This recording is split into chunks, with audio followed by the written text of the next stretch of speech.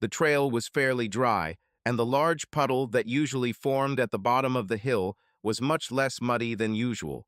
Rays of sunlight filtered through the forest canopy, illuminating parts of the path. On another day, I would have much more appreciated the warm early spring weather and the joy of running on the trail in such pleasant conditions. But today I had much more on my mind. First of all, I was worried about the girls. Somewhere down the list of concerns was my wife. I've put this topic aside for now. Business was also something I had to worry about. It wasn't just me, but a small group of people who depended on hardwood products for their income. I have always thought that in life, if you work hard, think deeply and strategically about important issues, and make the right decisions, everything should work out. I may have done the first two steps correctly, but made mistakes in the third. This brought me back to Mel. That is, to Melinda, my wife. I really needed to give this topic some serious thought. I thought about this while I was running. After probably half a mile, I came to the conclusion that perhaps I never knew her well enough. Or maybe I only saw the parts of her that she wanted me to see. My thoughts went back many years to St. Thomas, where I first noticed her. Who could have imagined how things would go? When I entered high school, I was small and thin. My father died of cancer when I was 3, and I barely remembered him. My mother raised me alone, and we didn't have much money, so I wore inexpensive clothes from discount stores. I attended St. Thomas Private School thanks to an academic scholarship. At first, he was a social outcast, small, poor, and in unfashionable clothes. My entire company consisted of losers whom I tried to avoid. I took up sports and played football in the fall. The coaches did not notice me because of my height, but over time they began to notice my diligence. In the first year, I was not in the starting lineup, but I played well. In winter, I chose basketball, although I knew that given my small stature, the chances were slim. But I realized that defense was my specialty, and thanks to hard work, I made the team. In the first year, social status improved, but I was still on the periphery of the popular crowd. My athletic achievements helped, but my low socioeconomic status held me back. By the end of high school, I had grown to 6 feet and 1/4 inches and weighed 168 pounds. I played safety on the football team and was in the starting lineup. In basketball, I was one of the first substitute players. I went to prom with Nicole, my friend Taylor's cousin. Nicole was nice and funny, and I had a good time. Melinda, the most popular girl in school, came with Jean-Pierre Terry, a guy from Morningside who was an excellent basketball player. During the basketball season, I successfully defended against Jean-Pierre, which irritated him. At graduation, I saw Jean-Pierre and Melinda. He acted friendly, as if he had never met me, but I knew he remembered our conflict on the basketball court. The date with Nicole went well, and I realized that I really liked her. I studied on a partial academic scholarship at a local university in the city. I still lived at home with my mother, just her and me. I worked part-time for one of our neighbors on a construction crew building houses. I contributed to the family budget.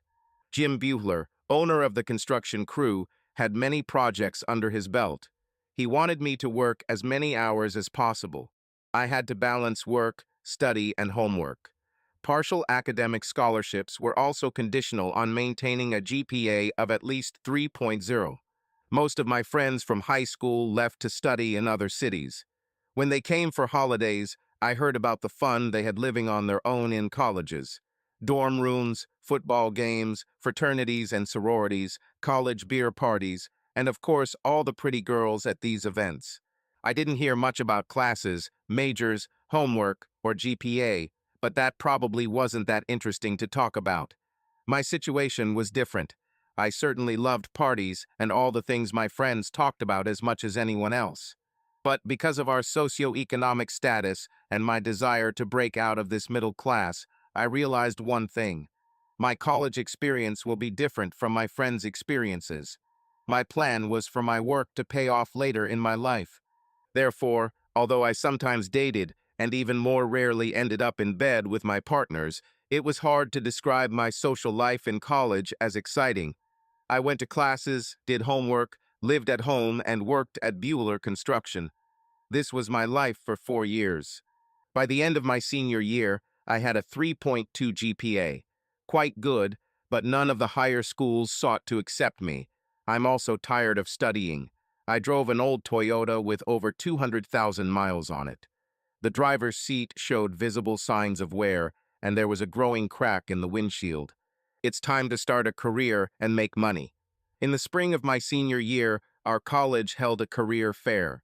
Companies set up booths and students collected information about job opportunities from various organizations. The three companies I spent the most time with were Farm and Life Insurance, Procter and Gamble, and Van Dusen Forest Products. Part of the reason I spent time with these companies was because they showed interest in me. I left the job fair with contact information for representatives from these three companies. As I thought about each one, I pretty quickly ruled out the insurance company. It just wasn't my thing. Interestingly, I never heard back from Procter and Gamble. So that left Van Dusen Forest Products. Van First was a large lumber company that now sold a wide range of building materials, including lumber from its own extensive forest lands. I met with a representative and discussed the company, opportunities, products, and their current openings. After discussion, the representative told me that they had an opening for an assistant product manager in Southern California. It sounded perfect. Moving from my hometown in the Pacific Northwest was exactly what I was interested in. After several interviews, I received an offer from Van First Name, which I accepted. I finished the spring semester, and by the end of June, I had an official start date as an assistant import product manager at the Van Branch First Name Forest Products in Orange County. I was delighted. My supervisor, a senior product manager, was a forest industry veteran named Henry Prufut. At first, he seemed stern and unfriendly. Luckily, thanks to my job at Bueller Construction, I had some knowledge of lumber, but Henry didn't make it easy for me. I quickly began to feel frustrated by my lack of knowledge. I also tried to do well in any job I took on. At the beginning of my work at Van First Name, I felt like I wasn't coping well.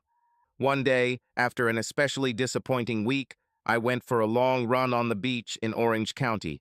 I was reflecting on my frustrations and perceived failures at work at Van First Name. Then I thought about how I had dealt with such challenges in the past, and suddenly I had an idea.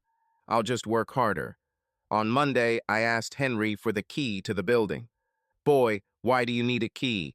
the boss asked me sternly. I explained that I might need to be at my workplace after hours. Reluctantly, he gave me the key. From then on, I arrived at work no later than 5:30 a.m. every day.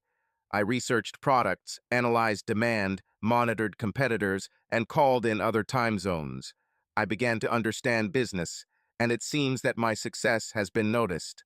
One day, two executives from the main office visited our branch. I noticed them in the conference room with our CEO. The conference room had glass walls, and I could see my CEO and two Van executives' first name. One of the managers was thin, with short hair and a serious expression on his face. He was dressed strictly, a sports jacket, no tie and trousers with creases. The other guy was probably younger and a little scruffier. He was overweight, his shirt was partially out, and even through the glass of the conference room, I could tell he was loud. A few minutes later, Henry's phone rang. He said a few words, then stood up and walked into the conference room. The three of them were sitting, and I saw that they were discussing something. At one point, Henry looked straight at me from the conference room window and nodded. I saw the thin leader also look at me. I quickly looked back to the computer screen. I remained focused on the information on the screen, trying to ignore the meeting in the conference room. A few minutes later, I saw three of them, led by Henry, heading towards my sector. I continued to stare at my screen, trying to ignore their approach. Suddenly, they were in my office.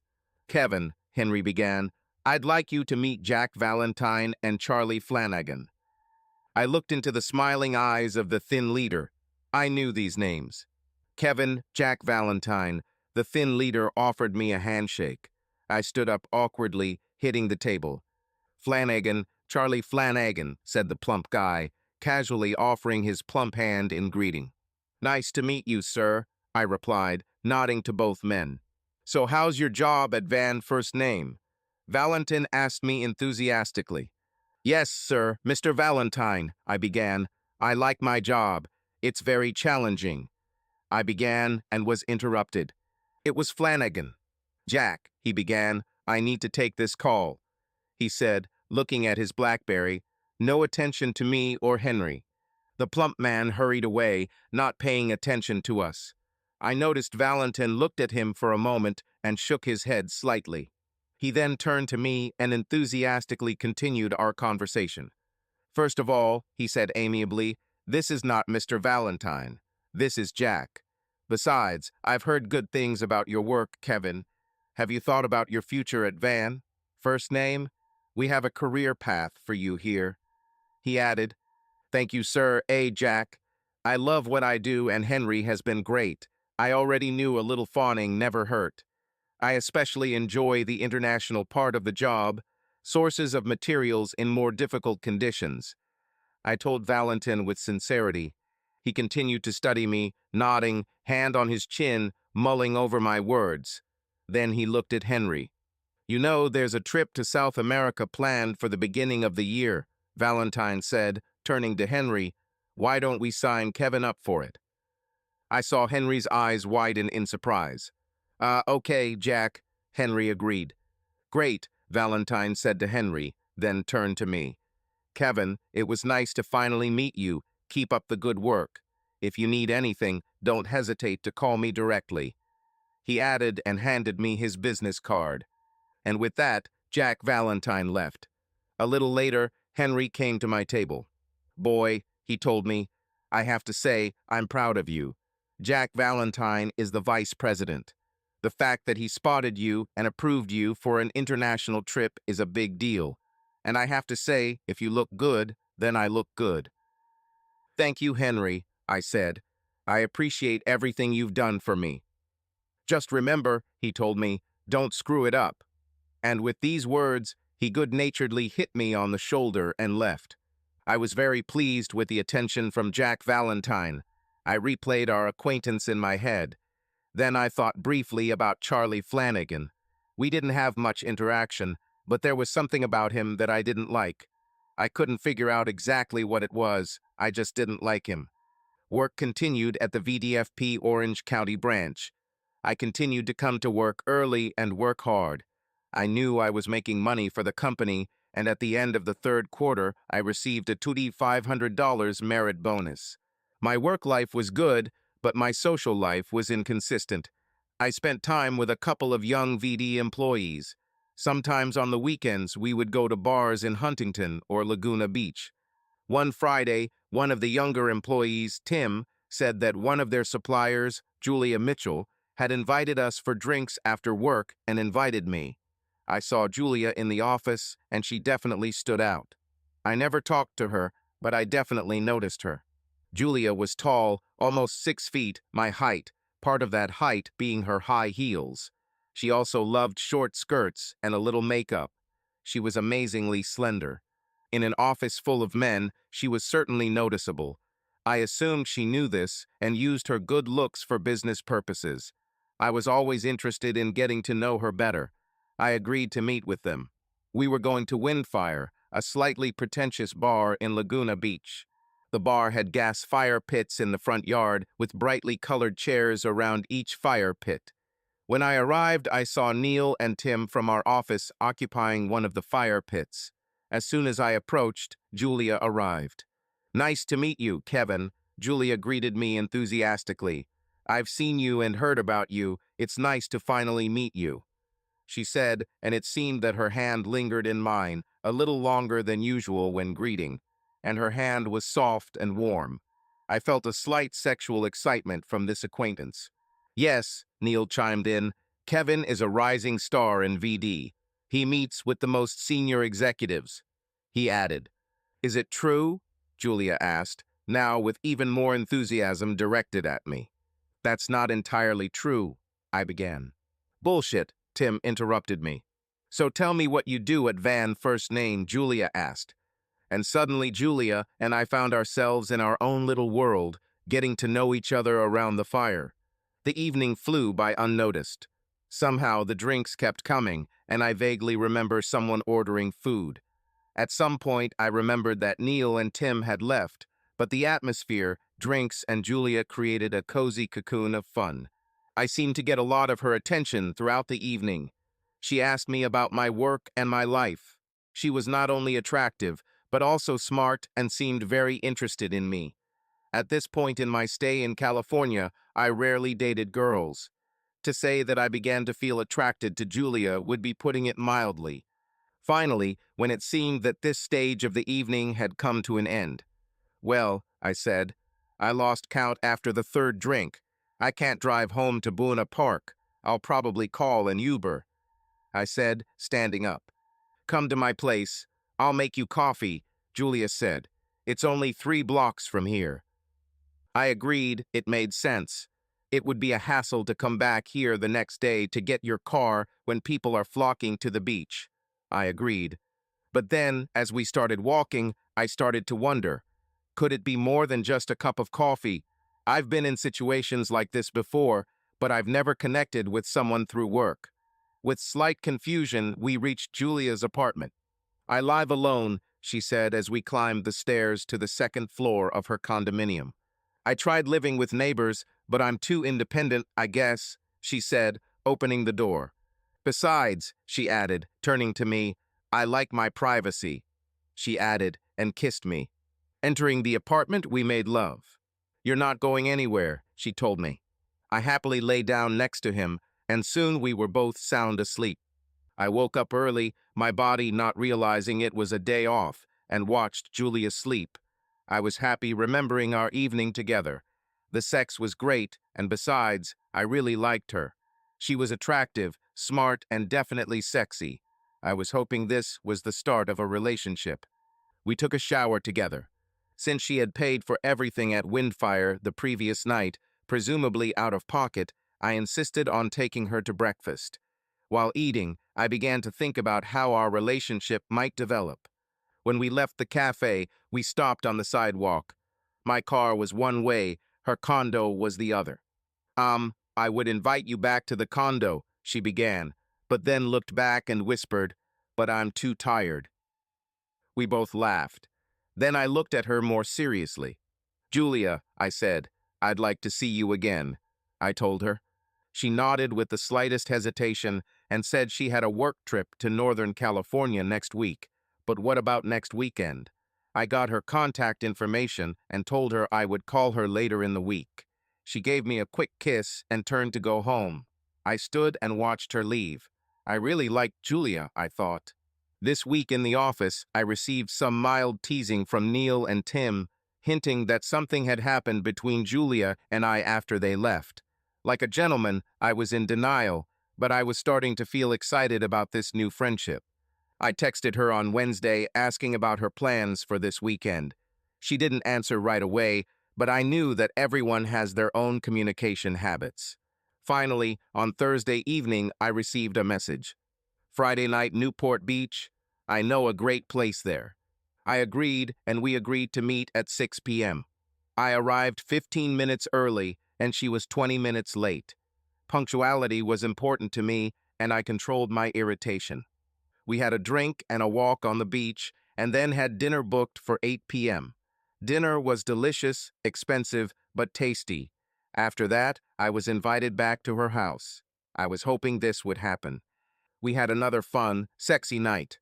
This time she didn't insist that I stay, it just somehow happened, and we both fell asleep. I was hoping for a little shower sex in the morning. Unfortunately, it did not happen. "Oh God," Julia suddenly exclaimed. "What time is it now?" she asked, sitting up in bed. It was 7:24 am, I told her. She rushed into the bathroom. I heard the water flush, and Julia returned, still naked from the night before. She looked great. "Kevin, I'm sorry," she began. "I need to be somewhere by 9 am. I hate to kick you out after such a great night, but I need to go." "We don't have time for," I asked. "Maybe I'll join you in the shower," I suggested. She smiled. "I would love to, But not today. I need to hurry, she said and rushed into the bathroom again. I remained sitting on the edge of the bed, still naked. She quickly came out, dressed in a business suit, kissed me goodbye and left. On the way back to Boona Park, I thought about Julia. I really liked her, and when we were together, we had fun, especially in bed. I also thought that she loved me too. She said things that made me believe that we were developing a relationship. I hoped that everything would work out. We continued to meet, usually on weekends. Most often I stayed with her. We were never closer than when we made love. At this point, after 2 months of dating, we have not discussed commitment, exclusivity, or any formalization of our relationship. I thought it was time to bring this up. Not unlike my dreams of a long-term relationship with Taylor Pilkington in high school, my imagination began to wander and explore the possibilities of where that relationship could go. But unlike Taylor in high school, this relationship seemed real, with a real base. I told myself that when the time was right, I would bring up the topic of exclusivity and a deeper relationship with Julia. We met on Friday evening, and several times I tried to start a conversation about our relationship. But every time there was some kind of interference, and we never got around to it. That night, I received a text saying, "Thanks for last night," and a heart emoji. This was encouraging, I thought.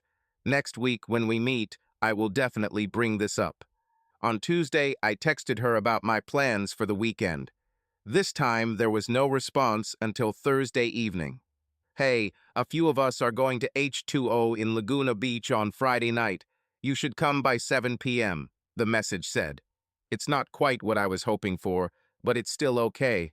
I arrived a little after 7 and saw Julia with a group of 4 guys and 2 other girls. Julia introduced me to everyone. It seemed that these were her new acquaintances.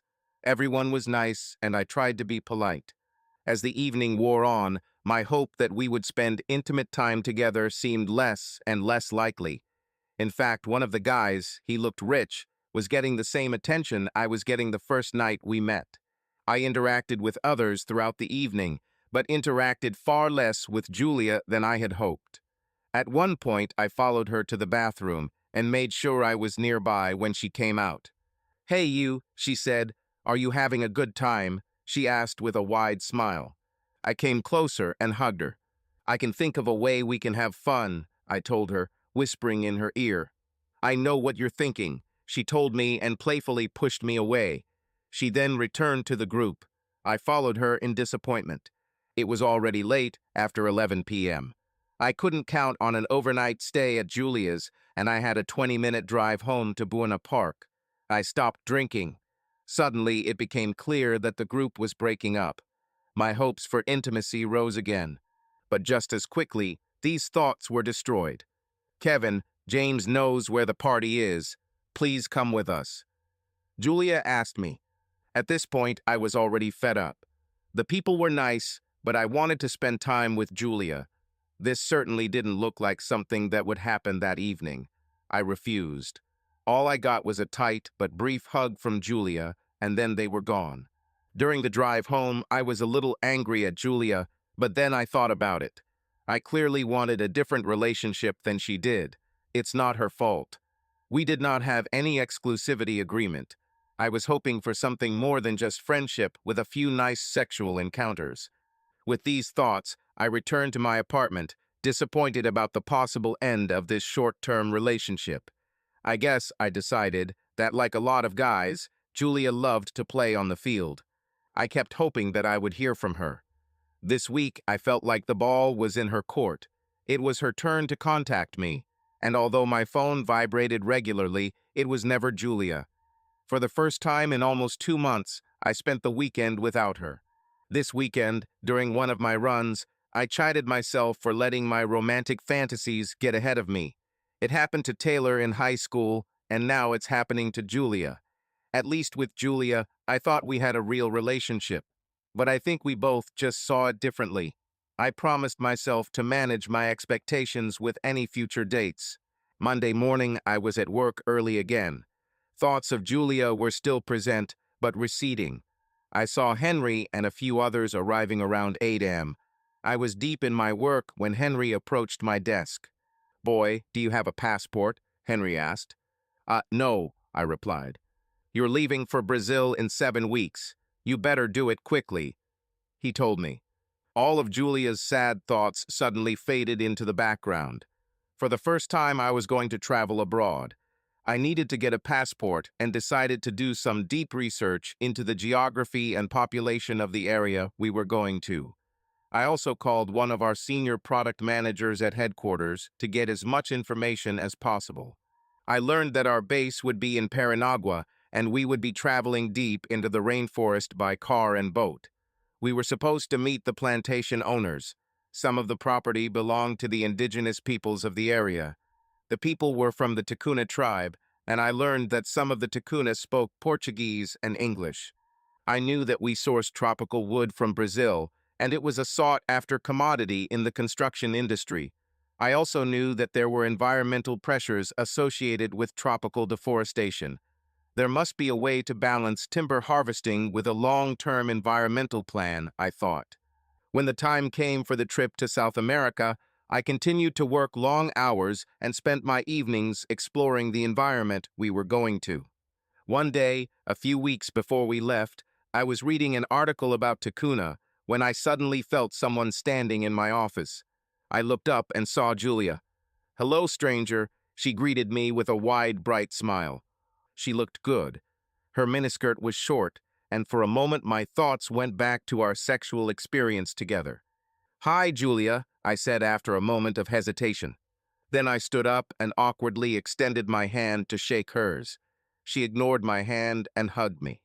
"Well, I just came by to talk to the guys about the new things we're launching and wanted to say hi," she said. "Long time no see," she emphasized and glanced at me. "I know," I said. "I'm leaving on a business trip in a week, and we've been busy," I said as an excuse. "I know," she agreed. "I think we're all busy." I simply nodded, looking at her, agreeing. "Well," she said, "call me sometime," she added, leaving. "Definitely," I replied, immediately doubting my intention to do this. She looked back at me with a strange expression. I interpreted this expression as, "I thought you loved me. Why are you pushing me away?" I really loved Julia, but my desire for an exclusive relationship seemed different from her goal. I chided myself so that my insecurities would not lead to high expectations when I started dating someone. I vowed to lower my expectations in the future when starting new relationships. Maybe just play on the field. All too quickly, I found myself on an Avianca flight to Brazil.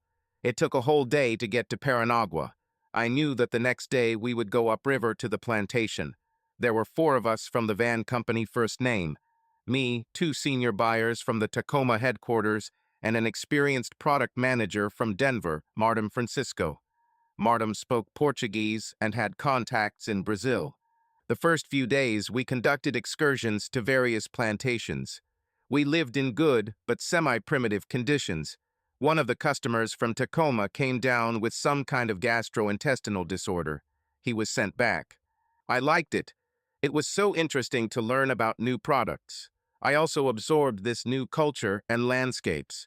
The rainforest was such an interesting environment. I tried to collect as much information as possible. I was warned about the harshness of the rainforest and the primitive living conditions. None of this bothered me. I loved this experience. On the penultimate day, we ventured deep into the forest and found ourselves in the indigenous territory of Ticuna. I noticed that the Ticuna were shorter and darker than the other Brazilians we had met. They were dressed, but it was a strange mess that looked like worn-out clothes. That night, we stopped at the village of Ticuna. In the evening, there was dinner in one of their large public buildings. I learned that wood from the Ticun plantations was a more sought-after species, but it was more expensive to extract and ship. It was considered a premium product. That evening at dinner, we all sat at a large table. 3 of us from Van First Name, our Brazilian agent, and about a dozen Ticun, all men. I was sitting next to Martum, and on the other side of me sat Ticuna. I found out that his name is Maffy. Later, I found out that he was one of the elders. I introduced myself, and a smiling Maffy grabbed my hand and answered me with one handshake and with great pleasure. I'm Maffey, he told me with a wide smile. His English was broken, but I could mostly understand him. Maffey talked about his world and how Tikkun's life was changing. Development comes and Tikkuna needs to balance these changes and at the same time maintain their traditions and customs. He told me about this struggle. Big problem, said Maffey. Oops, he told me.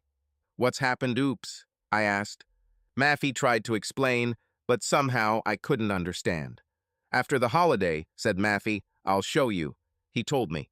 After dinner, Maffey and two other Tikkunas led me out of the large building where we had dinner. We followed a path that roughly paralleled the river. To the left, behind the bushes, there was a large building. Children played happily around the building. We walked up the steps and Maffey opened the door and showed me. All I saw were rough mattresses and bedding all over the floor. There was a large curtain in the center of the room. The girls are on this side, he pointed out. The boys are on the other side, he explained. Suddenly, I understood. All these children with few adults. When Maffey said, oops, he tried to tell me orphans. Maffey, I asked, why are there so many of them? Maffey sighed, exhaled, and for the first time his wide smile disappeared.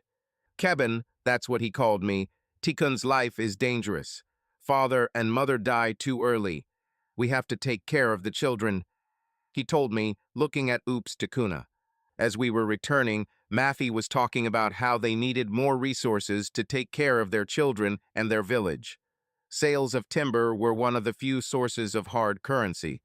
We also need to replant, said Maffey. We need trees for the future of the children. I nodded and thought about Maffey and Tikkuna. I also couldn't help but think about the joy and happiness of the Hoops as they laughed and played despite their situation. This gave me a lot to think about. When we returned to the camp, Maffey showed me his small house. It was cramped but very clean. There Maffey gave me a piece of paper with his email and contacts. I was surprised that he had access to the internet. I asked Maffey about this. The internet cafe is in Abydos, he told me, down the river. He said and pointed to the east. I responded in kind and gave Maffey my van business card first name. He hugged me goodbye and I went to my accommodation for the night. I lay awake for several hours, thinking about Tikkuna, Maffey, and Offum. Before I knew it, we were back on the plane flying home. It was a great experience from a business perspective, but I still couldn't forget the human side of the whole journey. I promised myself to try to do something, to help Tikkun somehow. My work in Van First Name continued, but suddenly I was being invited to more committees. I was invited to more meetings with clients. You could say that my position in Van First Name Forest Products has increased. I took pride in my hard work and enjoyed my job. The recognition was a bonus. One day, unexpectedly, Henry invited me to dinner. I rarely ate anywhere other than my desk, and Henry and I didn't interact much. He took me to Billy's Ink Spot, a restaurant he knew. It was dark with a large bar. The main focus of Billy's was the bar, but the food was actually pretty good. Boy, he still called me, I've been hearing some things about you, he added. What? I asked. Who says what? I was a little worried. Calm down, he replied. I'm hearing good things. He told me. Don't be surprised if you get a call from Jack Valentine about a corporate opportunity. Henry said, they like you, boy. They want to put you on some fast track. I sat and took in what Henry was saying. I mean, I knew I was doing well, but I was surprised that I could be offered a promotion so soon. I thought about my career. I liked the company and most of the people. I was starting to like the building materials industry, and I was especially interested in the international side of my work. I kept thinking about going to Brazil and meeting Mafia and Tikkuna. Well, I said, thank you, Henry, for everything you've done for me, which in truth wasn't much, but I would never have said that. I'll be glad to hear from Jack. I stated. Understood. I've removed the special characters from your message. The idea of promotion was interesting. Now every time I get a phone call or email, I think it might be Jack Valentine with some fantastic opportunity. This Friday, our corporate office sent out a company-wide email. The message was that Van First Name is committed to helping the environment. The PowerPoint presentation contained images of leaves, the ocean, and huge forests of trees. The goal was that our company wants to do more and promote this fact in the market. Helen Stacy from the marketing department was looking for ideas to help Van First Name strengthen the company's environmental position. Since my trip to Brazil, I have had an idea. What if we paid Tikkun to replant native deciduous trees? This would solve several problems. This would secure the future supply of valuable tropical timber. This would provide the necessary income for Tikkun, and it would be right in line with what we were trying to present to the market from an environmental perspective. Over the weekend, I came up with a plan for this. I even included dollar for dollar to support the orphanage. By my calculations, the total cost to us would be just over 5% of our costs. I felt that this small increase could be covered. On Sunday evening, I sent my presentation to Helen Stacy. I didn't hear anything about my proposal for the next week, and I still haven't heard from Jack Valentine. My excitement about my plan and the possibility of hearing from Jack had faded. I was sure that I would hear something from someone this week. The next week, I received a phone call from the office. It had to be Jack Valentine, I thought. Hi, Kevin? It was a woman, obviously not Jack. It's Helen Stacy from marketing. How are you, young man? She greeted me. She went on to say that she presented my Brazilian reforestation plan to management and received approval. The next step is to present the plan to the indigenous tribe and reach an agreement. How soon can you be in Brazil? She asked. I was shocked. I'm going back. I mumbled. Fortunately, she did not listen too closely to my confused answer. Let's put it this way, she said. I'll contact corporate travel and try to arrange something for you on, say, the 17th. I will contact you via email. She told me and then disappeared. Wow, not only did they accept my idea, but I kept coming back to help implement the program. Later that week, I received a file about my trip to Brazil. I was to travel with someone from our forest science department who would explain planting techniques to Tikkun. Meanwhile, I sent an email to Maffey. 2 weeks later, I heard back from him, and he welcomed the visit. On the Friday before I left, I finally heard from Jack Valentine. Kevin, Jack began, I hear you're heading to South America again. Congratulations on your idea. Well thought out, son. He took a deep breath and continued. Kevin, when you get back, I want you to fly to corporate. I have some ideas for your future that I would like to discuss. Thank you, sir, Jack, I replied. I would be glad. And with that, it seemed like my career was definitely moving in the right direction. The trip to Brazil went well. I traveled with Jerry Matthews, a forest science expert. Nice guy, pretty quiet, and if we weren't talking about trees, a bit boring. We met again in the same village of Ticuna where I was last time. Maffey greeted me like an old friend with a warm hug. That night, Jerry and I explained what we were offering for tree planting and compensation. It took some time to get our point across. Tikkun's group, including Maffey, then discussed what I assumed was our proposal in their own language. After a long discussion, Maffey turned to me with a big smile, grabbed my hand, and shook it just once. Kevin, Maffey told me, we have a deal. The rest of the trip was spent working out the details and methods. There was a lot to discuss. Kevin, Jerry told me on our penultimate day, I almost forgot, but I was assigned to take some photos of you and Tikkun in the rainforest. Not sure why. I thought. The next day, we took some photos.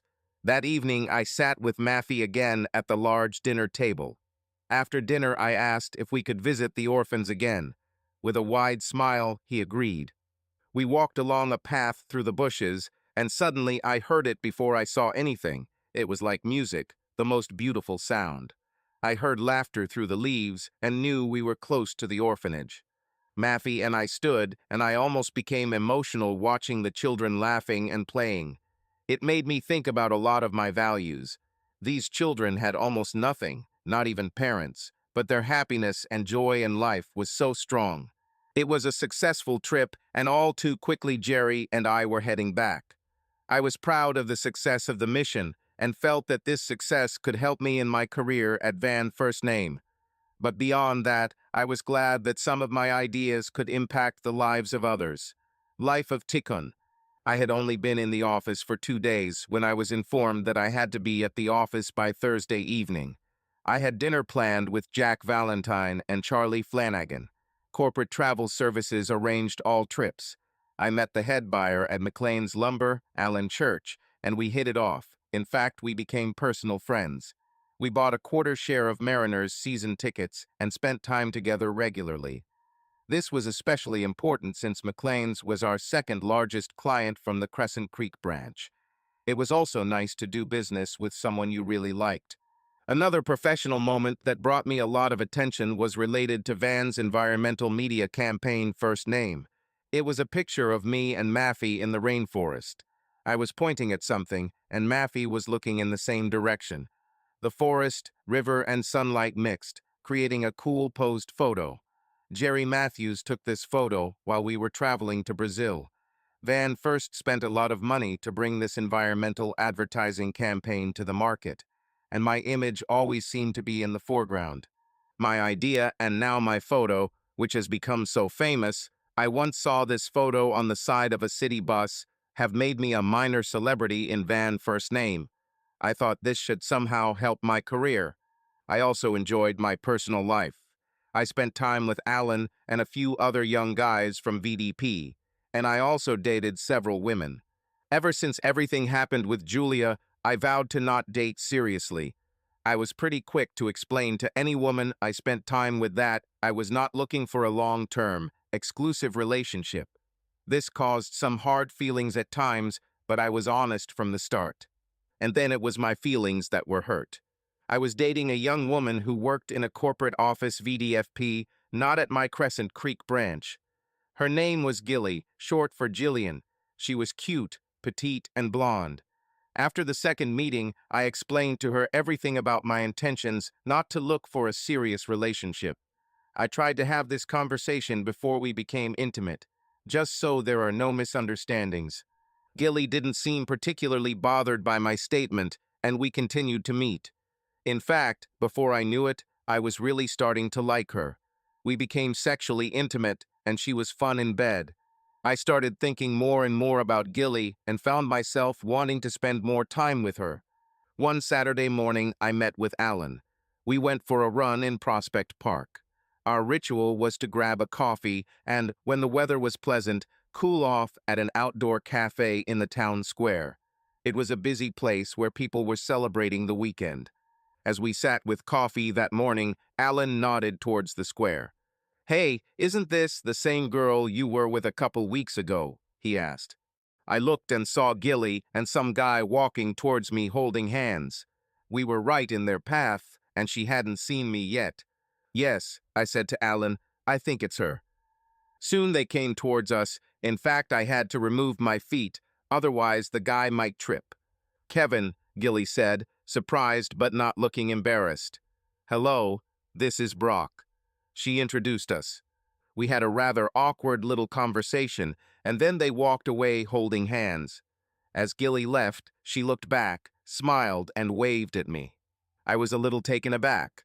I noticed that their hair was wet, as if they had just taken a shower. Are we together? I couldn't be unhappy with her.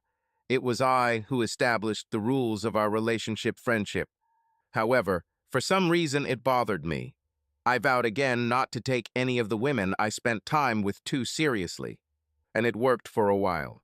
It was probably 2 years after I moved to Wildwood, and again it was another Mariners game and another Mariners loss. As usual, I was with Alan, and we decided to stop at a popular bar near Safico Field. We decided to have one beer each and call it a night. The bar was called Bellflower, and it was packed, so we took the only available seat at the counter. We set aside some space to discuss the status of the baseball team. Shortly after we arrived, I noticed a group of attractive women at the table across from us.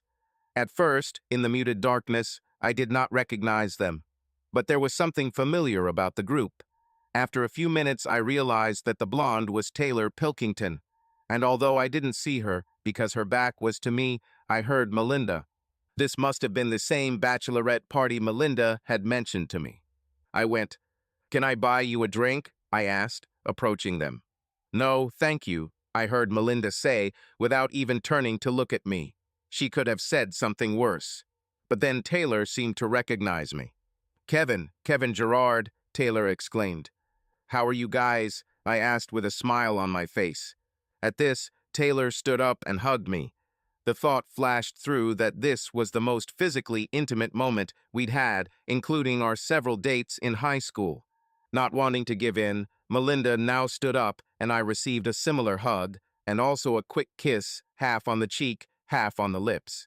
Wow, I thought despite the Mariners' loss, this could be a good night. Everyone huddled together and I grabbed a chair and introduced Alan to the group. Alan apologized, saying he had to get up early. So that left Taylor, Melinda, two other girls I knew from high school, and me. We sat and talked until the evening. I limited myself to just 2 glasses of beer. I had to go, but the girls seemed to have other plans for transport. The words became increasingly unclear. I told them about my work at VDFP, and one of the girls recognized me. "So that's you in those photos in the jungle," she said. She was familiar with Van's environmental message first name. I enjoyed my little celebrity status. I learned that Taylor had an on-again, off-again affair with her boyfriend. For now, they were together again. Melinda now had 2 children, aged 3.5 and 2. She and Jean-Pierre were no longer together. She also told me that her father was sick with a neurological disease.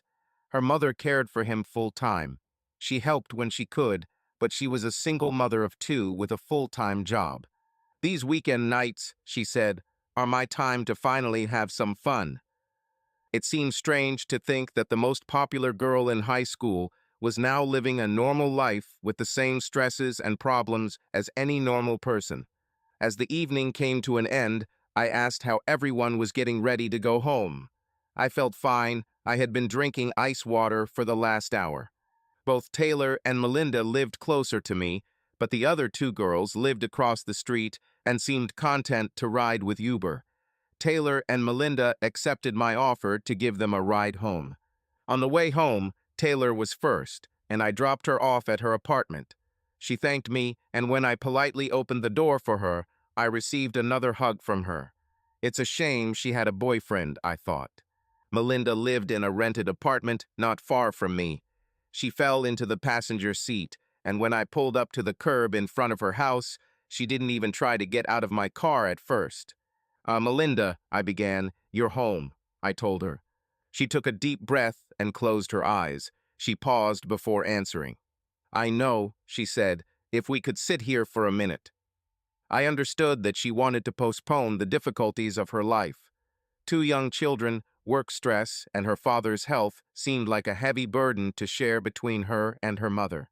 "You know," Melinda began, "you're a good guy, Kevin Gerard," she said, now looking at me with half-lidded eyes, as if noticing me completely for the first time. I was confused. In normal situations, I would probably be ready to make a move, but for some reason with Melinda, I didn't. I guess it didn't really matter because she made her move. Looking at me, she came closer, hugged me with both arms, and kissed me. I thought that, for a brief moment, my deepest high school fantasy might actually come true. But then she pulled away and looked at me again with half-closed eyes, straight into my eyes. At that moment, she looked at me, took a deep breath, shook her head, kissed me on the lips one last time, and got out of the car. "Call me Kevin Gerard," she told me, closed the door, and turned to walk up the path. I sat in front of her apartment and watched her enter. "What just happened?" "Call me," she said. "The prettiest girl in high school wants me to call her. Was it just the alcohol I was wondering about? I think I'll find out soon." The next day I called Melinda. At first I thought I had made a mistake. She wasn't too happy to hear my opinion, and there was some minor commotion going on in the background. Finally, I asked if she wanted to go out to dinner the following weekend. "Yes," she said. "Let me see what I can arrange. I'll call you back." She told me this without much enthusiasm. And that was all. To be honest, I didn't even expect to hear from her. And after I didn't get a call back by Tuesday, I thought there might not be a date with Melinda. But then, on Wednesday night, around 9 p.m., she called. "Hey," she began, "are we still this weekend?" she asked. "Yes," I told her. "I could hire a babysitter for Friday night," she said. "That would work." So we planned Friday night. I told her to dress casually and pick her up at 7 in the evening. We had a good time, not the alcohol-fueled chemistry of the previous weekend, but friendly and positive. I learned a little more about her situation with Jean-Pierre. From what I can piece together, she and Jean-Pierre broke up in high school, but got back together a few years later. She became pregnant with Esme. They married and had another daughter, Francine. Jean-Pierre didn't seem to be able to stay on the job that long. He finally started selling cars, and apparently he wasn't very good at it when he put in the effort. The app seemed to be the problem. They constantly argued over money. He didn't seem to accept fatherhood either. He eventually left, and they divorced. "Okay," Melinda chimed in, "enough about me. Tell me, what are you doing now?" It seems like most of our conversation so far has been about Melinda and her life. My life was pretty boring in comparison. No children, no marriages. I told her about my job, and she encouraged me to tell her more details. She seemed less interested in the job itself, and who could blame her, but more interested in the opportunities, career path, and potential income growth. It was with some satisfaction that I realized that I had beaten Jean-Pierre in this particular competition. This time, without much alcohol, I received a goodnight kiss from Melinda. "Call me this week," she whispered to me hoarsely. And I did. This time, when I picked her up, I met the girls, Esme and Francine. They were sweet little girls who I was sure would grow up to be as beautiful as their mother. The eldest, Esme, was shy and hugged her mother's leg, glancing at me and looking away when I looked back. Francine, the youngest, was talkative and outgoing. She wanted to show me all her stuffed animals. When we were about to leave, she wanted to come with us. I admit, the girls fascinated me. During our date, we talked about girls. I also learned that Jean-Pierre wasn't exactly doing his share of parenting or financial support. It was hard to understand why he didn't want to spend time with these adorable little girls. Towards the end of the evening, I had an idea. I kept telling myself to slow down, not to obsess over Melinda, to be casual about it. But I had this thought. "Would you like to go to the zoo tomorrow?" I asked. "Zoo? Just me?" she asked. I started laughing. "No, no," I said. "You and the girls." She stopped and looked me straight in the eyes with a serious expression on her face. She continued to look at me for a few seconds, then looked out the window without saying anything. "Mal?" I asked, not sure of her reaction. Suddenly, she turned to me with a smile on her face. "Of course," she said. "The girls would love it." The next day was fun. The weather was decent, and we walked around the Woodland Park Zoo grounds. Esme, although still shy, seemed to warm up to me a little over the course of the day. Francine was a talker who talked a mile a minute. We had lunch at the zoo and Francine seemed to calm down. "Mom, will you carry me?" She asked me to stretch my arms forward. Melinda picked up the small child as we wandered through the park. After a while, I felt a small hand squeeze mine and looked down to see Esme looking at me. I smiled at her as we walked hand in hand. I kept telling myself to slow down, but I couldn't deny the happiness I felt spending time with Melinda and these two precious little girls. As I left them, little Francine hugged me enthusiastically, and when I leaned over to say goodbye to Esme, she began to feel shy and then suddenly hugged me too. I couldn't help but smile. The real surprise was when I went to say goodbye to Melinda. I knew that there would be no sensual parting with the girls right away, but when she did kiss me goodbye, I couldn't help but notice the sparkle of tears in her eyes when she smiled at me. I'm in deep, I thought. That week at work, I walked around the warehouse, which I do periodically. I know I could see the inventory levels on my computer, but I liked seeing the physical product. While checking the inventory, I noticed some low-quality Kumaro in the trash can. I wanted to see the other side of the forest. I wanted to turn him over and felt a dull pain in my lower back. At that moment, one of the warehouse workers, Albert, ran up. "Boss, it's too heavy," Albert told me. "Here, I'll help." Together, we moved the product, and I was able to see the material. I thanked Albert and returned to my office. I thought about Albert. I saw photographs of his children decorating his workspace in the warehouse. It made me think of Melinda's girls. I tried to contact Melinda that week, but by Thursday I had failed. On Thursday evening, we finally connected. "What a week," she began. "First, Jean-Pierre missed a night out with the girls, then my mom needed help with my dad. It's expensive." "Sorry," I replied. "How are you?" she asked. "Fair enough," I said. "My back has gotten worse."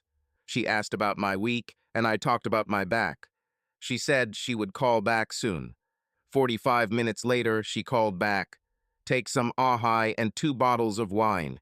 We'll meet you on Friday at 7. And she hung up.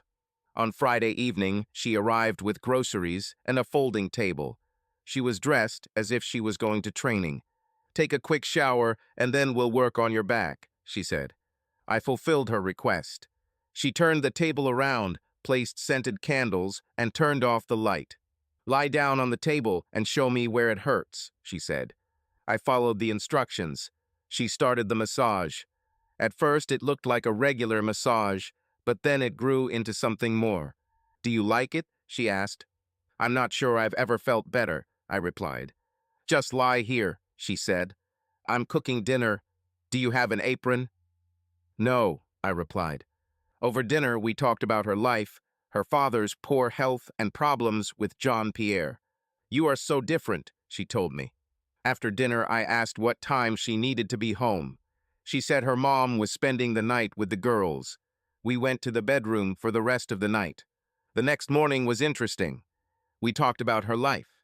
When I was younger, it was all about having fun. I wanted excitement. That's probably what drew me to Jean-Pierre. He was fun until he cheated on me. When my father got sick, he showed up again. We started dating, I got pregnant with Esme, and we got married. He never understood the commitment of marriage. I divorced him. He hasn't changed. "You're much more mature," she said. Wow, this suddenly became intense. I remember warning myself not to get too caught up in things so quickly, but that was Melinda Manning. Not only was she great, but she just brought out a depth of character that I hadn't seen before. Moreover, I became attached to girls. "Melinda," I said, "I like you too." She smiled, reached out, and took my hand. "And," I said, and she looked at me, "you give a great massage," I told her, smiling back at her. Despite my promise to take it slow, things moved quickly. We saw each other several times a week, and most of that time Esme and Francine were with us. Esme gradually opened up to me, and Francine was full of personality. I learned that Jean-Pierre visited her every Tuesday evening. Sometimes he succeeded, sometimes he didn't. When he did this, Melinda and I would often host parties on our own. It was one Tuesday evening when we were going to take a walk next door to a place called Woodpecker. Jean-Pierre was scheduled to pick up the girls at 6 p.m., and I planned to pick up Melinda at 6:30. As I drove up, I saw Jean-Pierre leaving without the girls. I walked up to their unit, and the door was partially open. I knocked and walked in to find Melinda sobbing on the couch. I didn't see the girls. "What's happened?" I asked for a hug to comfort her as she told me through sobs. Jean-Pierre seemed to be in a bad mood when he arrived. I have already seen such a mood in him. Melinda then made the mistake of asking him about his overdue child support. He and Jean-Pierre had a big fight. Eventually, he left. "Where are the girls?" I asked, and she just shook her head. I walked down the corridor to their room, but they weren't there. I checked Melinda's room and then the bathroom. No girls. Finally, I thought I heard a noise. I returned to their room and opened the closet door. Esme and Francine sat in the dark closet, each holding a stuffed animal, looking at me. "Hey," I told them, carefully sitting down with them in the closet. "What are you guys doing?" I asked. Even Francine, who usually talked non-stop, remained silent. I could tell they were both crying. I saw that Francine had a white stuffed rabbit and Esme had a giraffe. "Who are these guys?" I asked the girls. Finally, Francine answered. "This is Mr. Jones," she said, and picked up her toy. "Esme is Barney," she added. "When we want to hide, we take them and go to the closet," she told me. I understand. When there was a loud argument, it upset the girls. They were trying to find a place where they could escape their parents' problems at home. Their stuffed animals comforted them. I wasn't sure how long the three of us stayed in the dark, safe cocoon of the closet, but at some point Francine fell asleep and Esme climbed into my lap. I just kept her comfortable in silence, but I was worried about the circumstances. At some point, Melinda entered. She made a little noise, and I finally looked up to see her smiling sadly at the strange scene of the three of us in the toilet. The reflection of the light in the corridor illuminated her damp cheeks. I didn't quite understand all the dynamics that night, but I knew one thing. Despite all my experience and inner warnings, I was completely invested in this relationship, almost as much for these girls as for Melinda. Moving forward, we felt another level of intimacy. I gradually became part of the foundation of their lives. Melinda and I continued to have many nights out together, and I must say that the sex got better and better.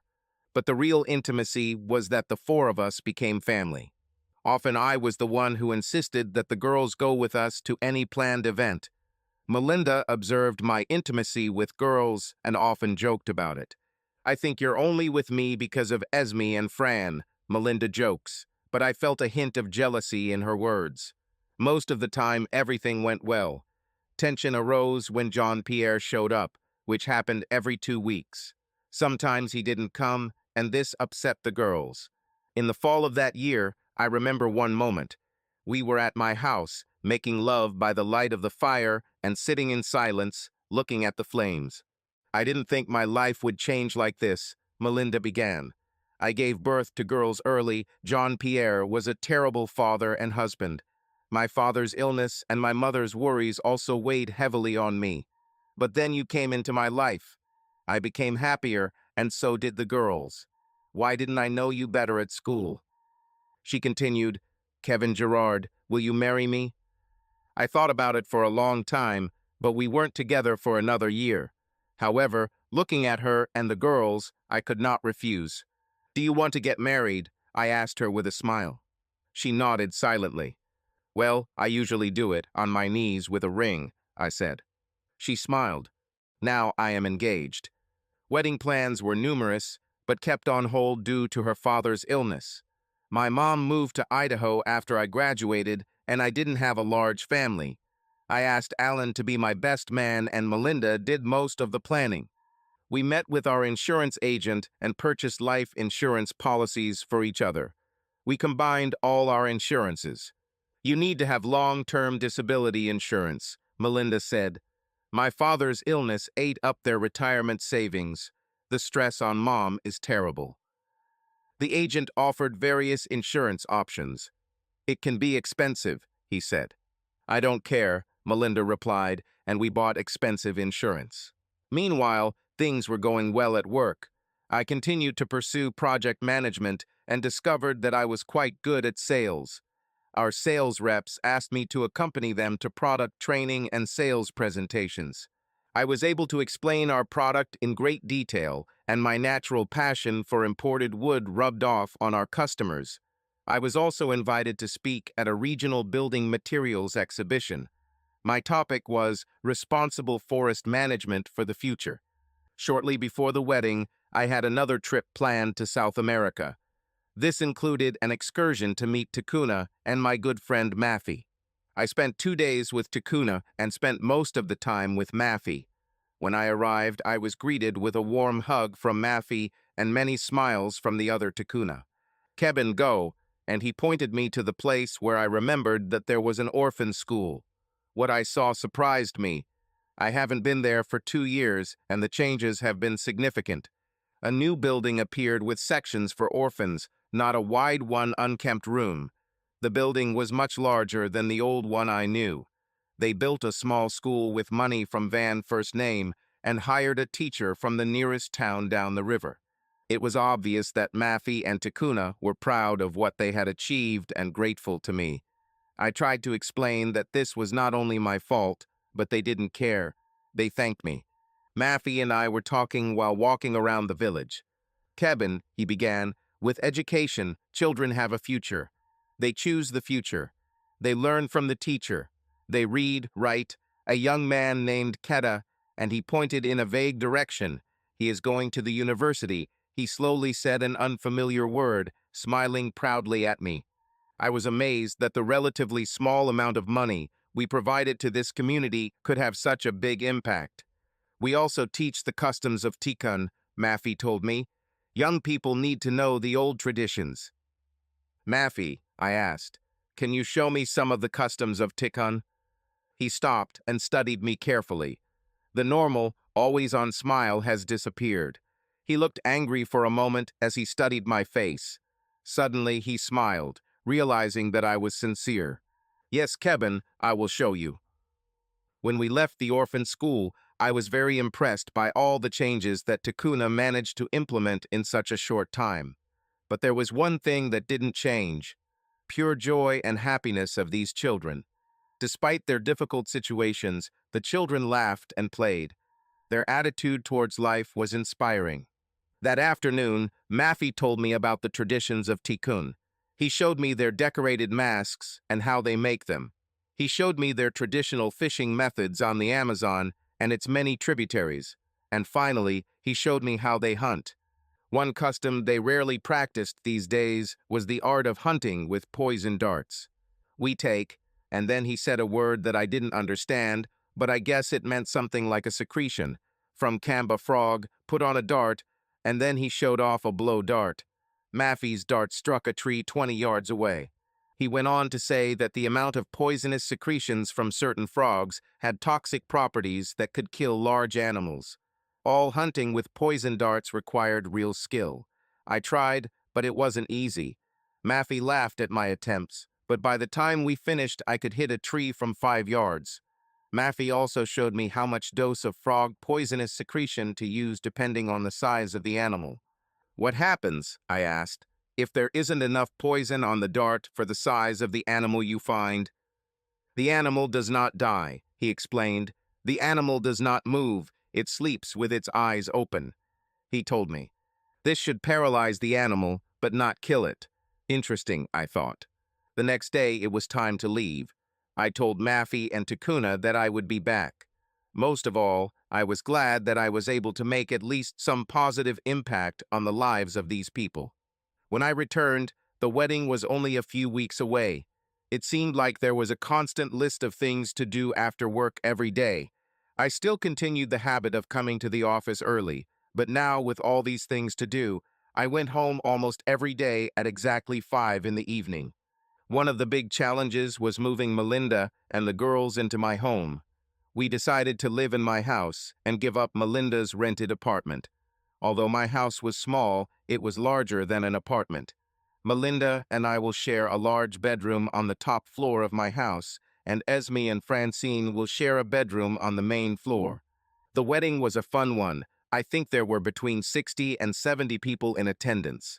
Melinda's father was present in a wheelchair. I looked at him and could understand that his health was indeed deteriorating. But other than that, everything was pretty nice, and it was a fun event. There was one problem, and it happened a week before the wedding. We planned our honeymoon to St. Martin in the Caribbean. A few weeks before, Melinda had talked to Jean-Pierre about taking the girls for a week while we were planning our honeymoon. At some point, he easily agreed. In fact, at first, when Jean-Pierre found out about my relationship with Melinda, he seemed almost happy about it. Perhaps the word relief would be closer to the description. We were almost always in contact with Jean-Pierre solely due to his visiting schedule. In other circumstances, I might have imagined Jean-Pierre as a casual friend. He could be quite charming, funny, and interesting. There were times when he came to pick up the girls from the apartment, and we chatted while Melinda got them ready. I offered him a beer several times while we were waiting, and he always accepted it. But I also knew another side of Jean-Pierre, mostly from Melinda, but also from my brief interactions with him in the past. I knew he represented a relaxed, friendly attitude to the world. He liked to charm people, but I knew that beneath that surface lay a simmering rage, an ultra-competitive spirit, and a feeling that the world owed him something. Sometimes this rage broke through the polished surface. There were moments when this attitude was directed at me. It doesn't take a psychologist to understand why he treated me the way he did. Firstly, I had a stable job and a good income. Secondly, in his mind, I took his beautiful wife away from him, although they separated long before I appeared in the picture again. And finally, he saw me creating a fatherly relationship with Esme and Francine, being a much better role model. I had to imagine his mental score, Kevin 3, Jean-Pierre 0. And as I said, Jean-Pierre was ultra-competitive. So, with this understanding in mind, I tried to closely monitor all interactions with Melinda's ex-husband and, in particular, his role as the girl's father. Returning to the honeymoon. On the Wednesday before the wedding, I received an angry and profane call from Melinda. I quickly realized that this anger was not directed at me. She was furious with Jean-Pierre. "He claims he can't take care of the girls next week," she finally said after letting out all her curse words. I knew that the right answer now was to remain silent.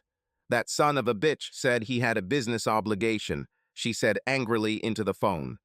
"Business duty," she continued. "He sells used cars. He claims he needs to leave on business."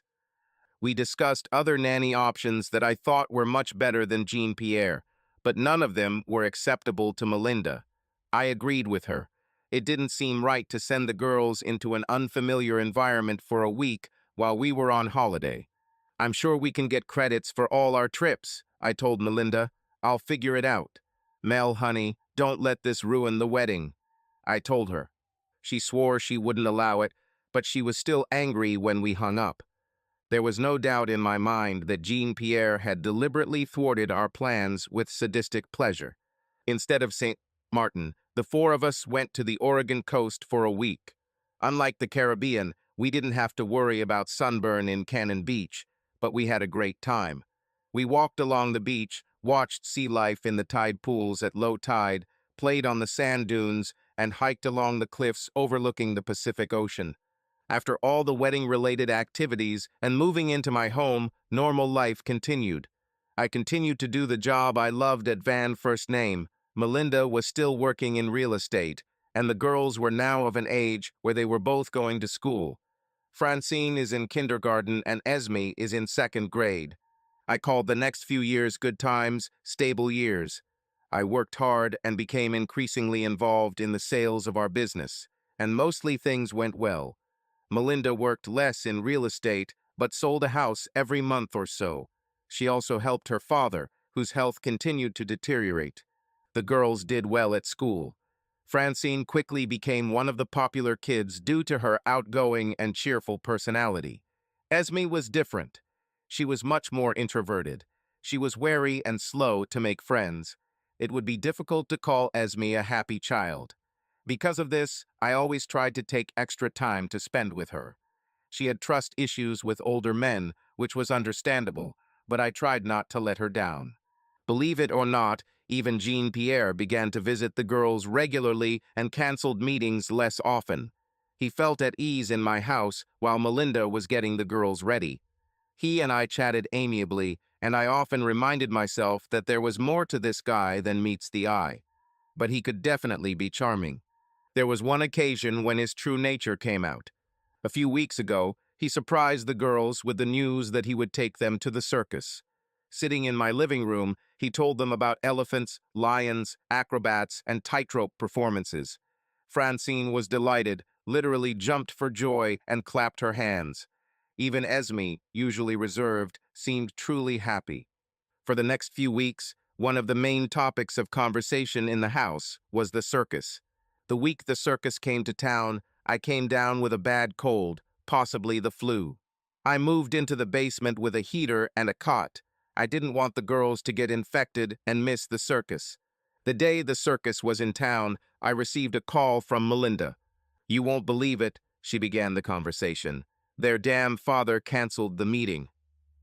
What? In my feverish state, I didn't quite understand what she was talking about. He won't take them to the circus, she explained. I looked at my watch. It was after 2 o'clock in the afternoon. It looked like Melinda was with the client for another hour or so. I thought about the girls. They will be disappointed to a degree that I believe I have never seen before. I tried to lift my aching body. Sitting down was an effort, and I had to do some searching to figure out how to contact the company that sponsored the circus. I finally figured out who to call. There seemed to be a few tickets left, but for some reason they had to be purchased directly from the Tacoma Dome box office. They didn't sell them over the phone. Even with good traffic, it could take an hour to get there from my house. I got dressed, trembled, and got into the car. The weather was typical. It was raining. I turned on the heating and airflow. Luckily, the traffic wasn't the worst. It was almost 3:30 when I got to the Tacoma Dome. Feeling terrible, I found the ticket office. I need 3 tickets to tonight's circus, I told the agent hoarsely. I only have top-row general seat tickets left for $20 each, or I have some in Premier, said the agent.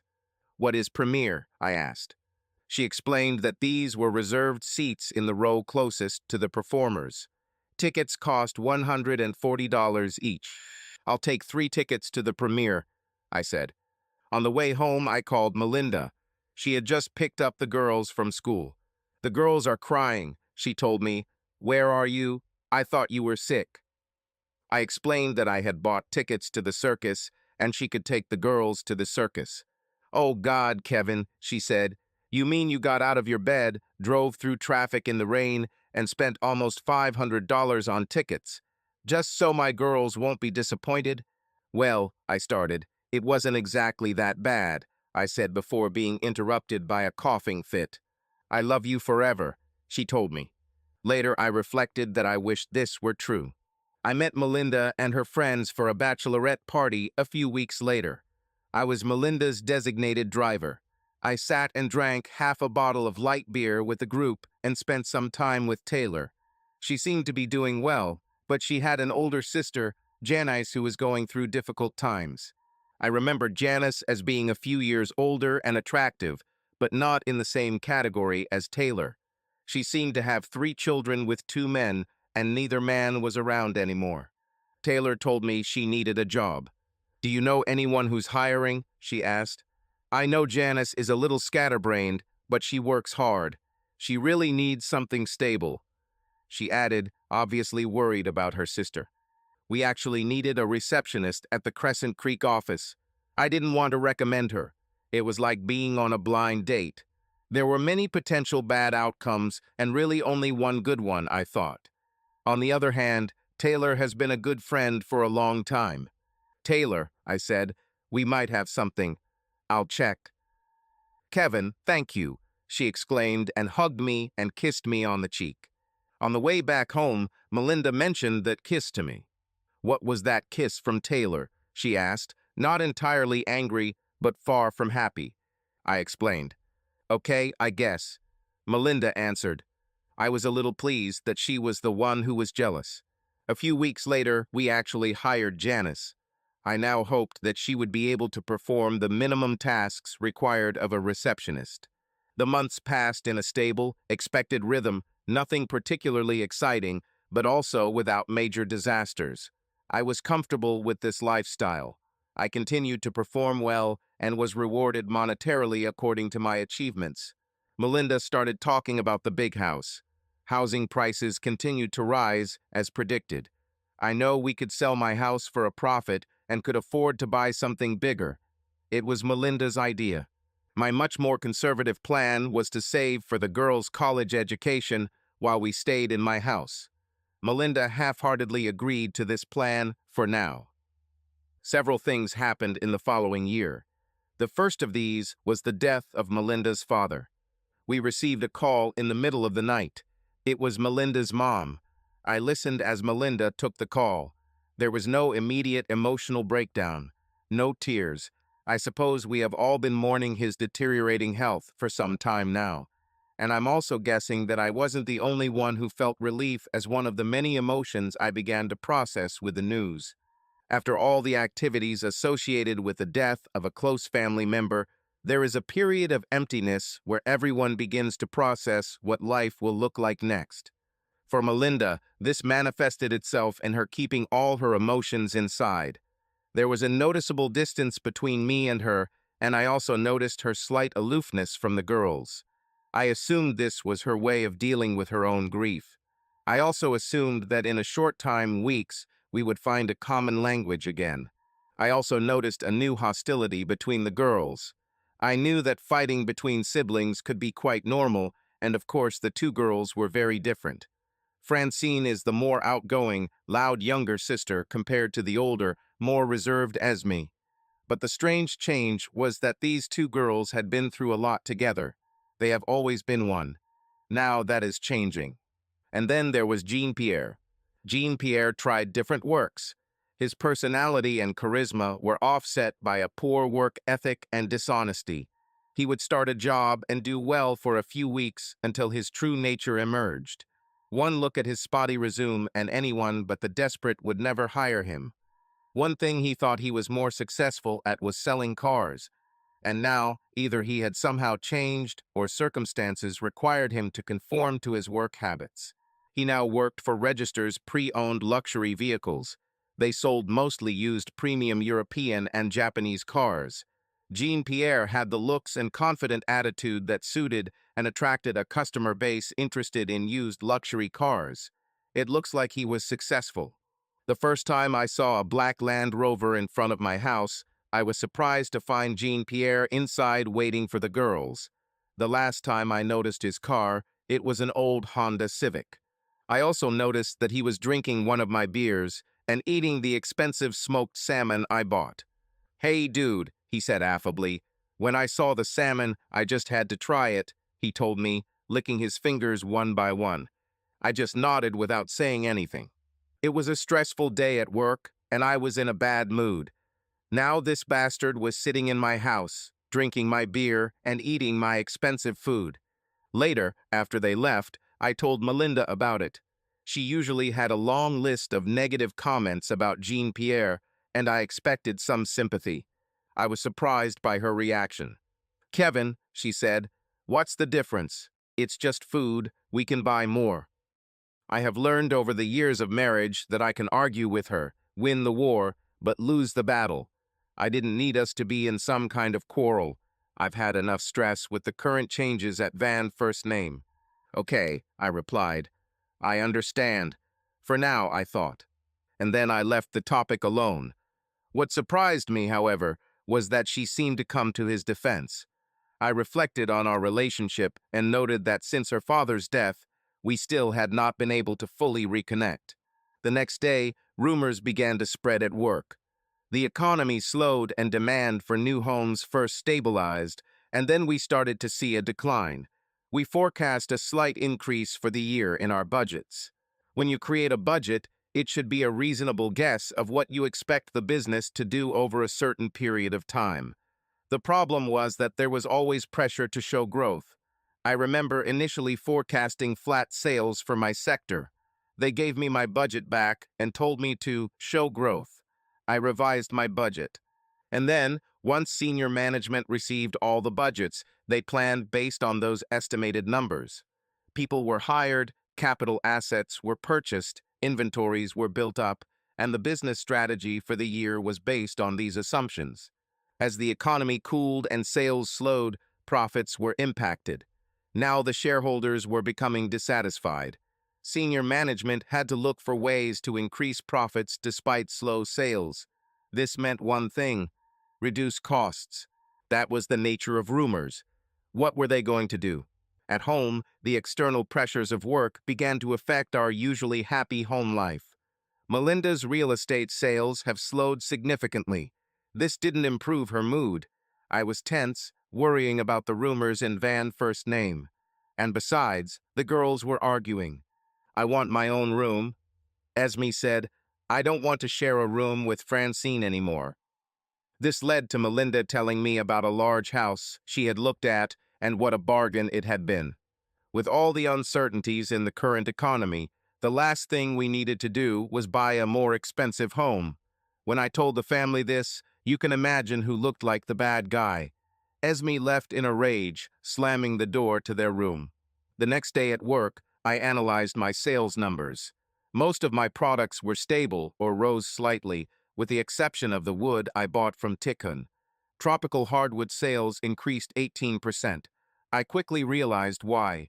Premium products have not typically been used in new residential developments. This product was purchased for individual homes and renovations. This segment of the market has been less volatile than new construction. This understanding lifted my spirits a little. That afternoon, there was more news from the corporate office. Jack Valentine, my mentor and ally, is taking early retirement. He accepted the package and left. Several other experienced managers did too, and what I could only interpret to be worse followed. Charlie Flanagan was promoted to the position of vice president, which Jack had held. I never liked Flanagan, and I thought he didn't like me either. I promised to keep my head down and keep working. This worked for a while. Over the next few months, staff reductions were announced. This meant layoffs. I wasn't worried about my job, but I was worried about others. That Thursday, I received a call to meet with Charlie Flanagan at the corporate office. I was a little nervous, but at the same time confident in my performance when I walked into the office. Flanagan made me wait 10 minutes, and then I was called into Jack's old office, now occupied by Flanagan. Kevin, Flanagan greeted me with a firm handshake and a fake smile. Have you ever been around someone who you know is an asshole, but he tries to play nice? This was what I encountered. I would much rather see the bastard remain a bastard. As you know, he began, we will have to make some changes to the current business environment. Wow, am I going to get fired? I began to think. Kevin, he said with another fake smile. He must have noticed my concern. Don't worry, you are part of the family here. He exclaimed, spreading his arms in an all-encompassing gesture. But we will have to make some changes. He said, suddenly becoming much more serious. We discussed a few small things that I didn't really care about, but then he dropped the bomb. The 5% that we give to the Indian tribe in Brazil. This stops, he told me. I tried to convince him by telling him about all the good things it had done for the community. I told him that this would ensure our supply of this wood for decades to come. Decades ahead, he laughed. The only thing I care about now is the next quarter. Finally, I told him that tropical hardwood sales are up 18%. We don't need to do that. The business supports the discount. At 18%, that's good, he replied. Now we get an extra 5% profit. I like that. He added. Charlie, I said, I at least need to go and explain to them in person what we're doing. He looked at me for a long time without false gaiety on his face. His true bastard nature finally showed. Okay, he agreed reluctantly, but do it quickly and as soon as possible. This ended the meeting. That night I felt heavy in my soul. All the pride and satisfaction I felt from helping the mafia and its people was now gone. I had to meet a friend and let him down. I was afraid of this. For the first time, I began to doubt my future career at Van First Name. At home, the girls were on edge, arguing about who knows what. Melinda wasn't in a bad mood, but our relationship didn't have the warmth it used to have. There seemed to be negative tension pressing in from all sides. After another night of girls arguing, I suddenly had inspiration. Most of the basement was unseparated. There was a laundry area and makeshift storage space, but there was definitely enough space to build a room in one of the corners. There were windows so the room would have an exit, making it a viable bedroom. Esme, I called, I want to talk to you about something. What? She answered gloomily. How about if I build you a new room, I began, in the basement, I said enthusiastically. She won't sleep in a dusty old basement, Melinda chimed in, listening to the conversation. I ignored Melinda. I told Esme she could help design it, and we could paint it any color she wanted. All four of them walked down the stairs, and I showed her what I was thinking. I saw Esme's excitement sparkle about having her own new room. How will you do it? Melinda asked. And then I explained about building the walls, installing the electric heater, laying the floor, and installing the door. I appreciated everything I learned working for Jim Bueller. For the first time in a long time, everyone was positive and excited. Esme talked about colors for the room where the closet would be and asked many other questions about her new room. Francine felt a little left out for a moment. She was usually used to being the center of attention. I want a room in the basement too, she exclaimed, and we all laughed. So this night was positive. Through the darkness of recent news, rays of sunlight were breaking through. Melinda was more affectionate, and the girls didn't argue. Meanwhile, the reality of problems at work was not so easily washed away. Ryan, one of the new interns, was laid off as part of the layoff. I liked Ryan, and I liked his work ethic. He was new to the woodworking business, but he seemed to understand the concept. Before he left, he went out of his way to stop by my office, thank me, leave his contact information, and shake my hand. One thing I had been putting off, but knew I had to do, was go to Brazil again and talk to Mafia and Takuna about changes in our program. I had to tell them the bad news. I also began to wonder if it would be possible to import this wood myself and open a small business. I could continue to work with the Mafia, and I was sure that he would want to work with me. I started looking for small business loans and made an appointment with the Small Business Administration for later in the week. In my free time, I started sketching out a business plan. On Tuesday, when I came home, Jean-Pierre was there. This was probably the longest continuous period he had seen the girls on his regular day without a cancellation. Maybe working at registers was helping him grow up, I thought. When I walked in, it was a real family scene. Melinda and Francine were sitting at the kitchen table talking to Jean-Pierre, who was drinking one of my beers. Melinda laughed at something Jean-Pierre said. Kevin, Jean-Pierre smiled welcomingly at me. Sit down, join me, he said, picking up one of my beers. He acted as if I was a guest in his home, sitting with my wife and drinking my beer. I simply nodded to the group and went upstairs to change. From the bedroom, I heard an animated conversation coming from the kitchen. The whole scene irritated me. I knew that if I had brought this up with Melinda, things probably wouldn't have gone well. Ultimately, it was a good thing that he was a more reliable part of the girls' lives, but I couldn't shake the feeling that I didn't trust Jean-Pierre.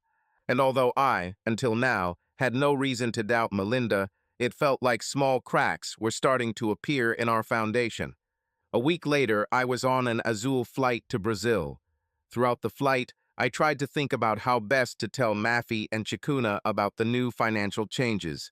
I wondered how they would react. Another thought I kept considering was starting my own business. Can I do this?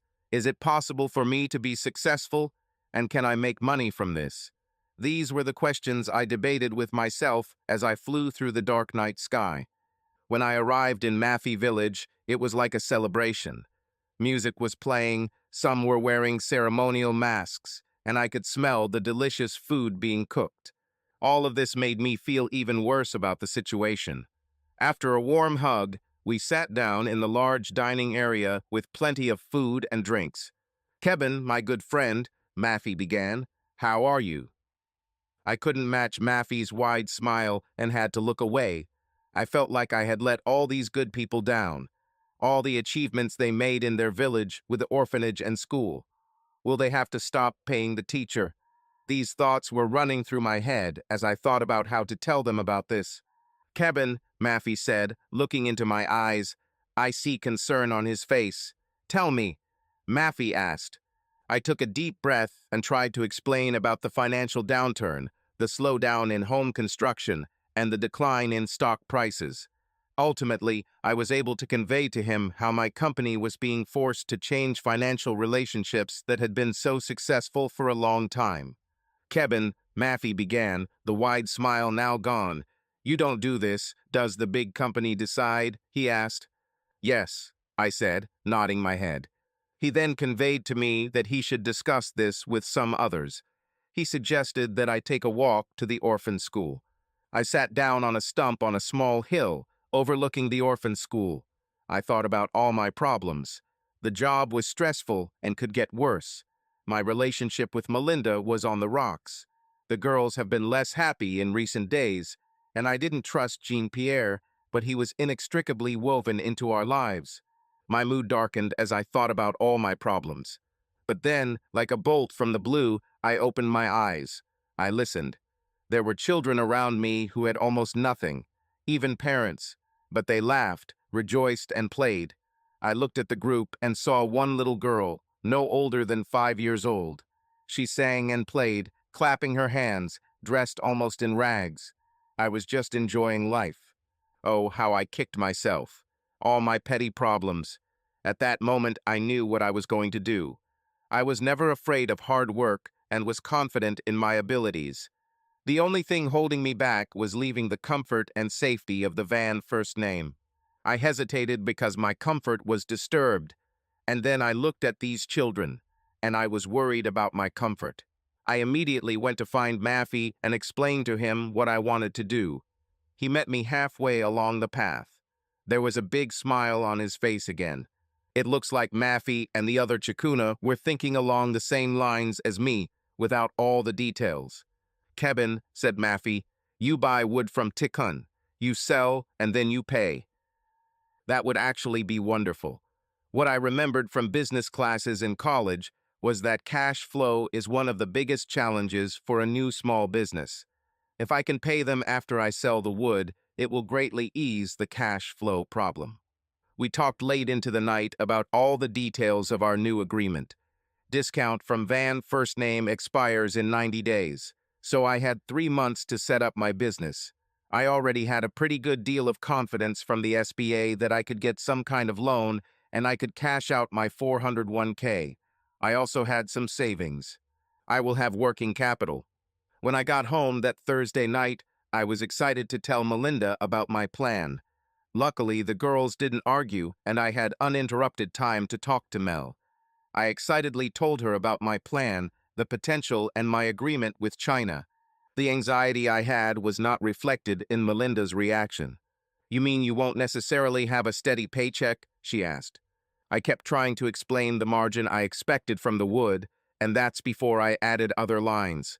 She looked at me with blank eyes, expressing no support for my business plan. "Okay, I guess," she said unconvincingly. "Just try to leave on good terms so they'll hire you again if it doesn't work out." She added. Her attitude made me angry. I understand that she was worried. I knew that before we started dating. She had inconsistent months of income. And deep down, I also knew that part of my attraction to her in the first place was my stability and security. I understand. But what upset me the most was that she didn't have enough confidence in me. Over the next 3 months, I built a small business. I found a warehouse to rent. I confirmed my relationship with Tikuna and Maffey. I wrote a business plan and submitted it to the SBA. I was approved for a loan with a low interest rate. There were a lot of other details, but for now I was amazed at how smoothly everything went. One difficult thing I had to do was hire staff. I thought that I definitely needed an office employee and a warehouse employee. The fact that Van First Name was in the process of downsizing made it easier. I ended up hiring Janice Pilkington, Taylor's absent-minded sister, who compensated for her absent-mindedness by working hard, and Albert Ramos to work in the warehouse and shipping department. I made another hire, Ryan Christiansen. Ryan was an intern who was laid off at the beginning of the downsizing. My bet was that Ryan would be a good inside sales coordinator. Without sales, we wouldn't have a business. When I asked Ryan, he completely agreed. He was recently married and had just recently learned that his wife was pregnant with their first child. "Thank you, Kevin," Ryan replied after I asked him to join my new business. "I promise I won't let you down." In the last few weeks before launching my business, I met with Charlie Flanagan. I requested an appointment with him at his office without providing any additional details. "So what's going on?" asked Flanagan. "No fake pleasantries this time." "Charlie," I began, "this is my official 2-week notice." And I handed him one sheet of paper. "My last day will be February 24th. Flanagan simply stared at me, processing the implications of my information. "So what the hell are you going to do?" he asked, without any politeness or warmth. His true nature was revealed. I explained vaguely that I was going to try something of my own for a while, without going into detail. Before he had time to start ranting about non-compete agreements or violations of any corporate policies, I brought up the issue. "I've already talked to HR and the legal department," I said. "Nothing I'm doing violates any employee enterprise agreements." I saw his face turn red. He was starting to get angry. Flanagan always wanted to be in control. I could tell he was trying to find some way to thwart my plans, but he couldn't find anything. "Okay," he said dismissively, "you probably would have been fired anyway. This will save me severance pay." The final blow as he turned to the computer screen. Meanwhile, things were still a little tense at home, but at least they weren't getting any worse. I was homeless because I was setting up the office and warehouse after normal business hours. I usually didn't get home until 7 o'clock and still left around 5 every morning. I knew that at some point Melinda and I would have to talk to repair our relationship, but I was so caught up in the excitement of starting a business that I put it aside. Only for a short time, I thought. I was still working on Esme's new room. She was almost ready. I just had to install the trim, hang a hanger in the closet, and paint it. I told Esme that she and I could paint it this weekend. "You and I can go to the paint store on Saturday morning," I said, "and you can pick a color." She seemed pleased with this. That Saturday, Melinda and Francine were shopping. It was just Esme and I in her new room, which we were now painting a soft pastel yellow called Summer Dawn. We were comfortable in silence, both painting our areas. Esme was still introverted, but we had a good relationship and talked. This morning she was abnormally quiet. I could tell something was bothering her. "Is everything okay, Ease?" I asked, applying more Summer Dawn. At first, I didn't know if she heard me. She didn't answer. I glanced at her, and she looked heavy, as if she was pondering a serious question. "Esme?" I asked. A few minutes later, she answered. "I don't love my father," she said. "What?" I noticed his presence much more regularly than before. I hoped this was a sign of his stability and would be better for the girls in the long run. I was only concerned about their well-being. I didn't trust Jean-Pierre, and he constantly drank my beer and ate our food. It was tolerable as long as he was good with the girls. "Why?" I asked. "What's happening?" She was silent for several minutes, trying, I suppose, to find words to explain her feelings. She continued to say that he told her things that she did not believe were true. He said negative things about me, in a joking tone. He talked about their mom as if Melinda and Jean-Pierre were going to get back together at some point. She thought that what he was saying was confusing Francine and that she was beginning to believe him. "I don't believe what he's telling us." Esme said, "Parents have a special influence on their children.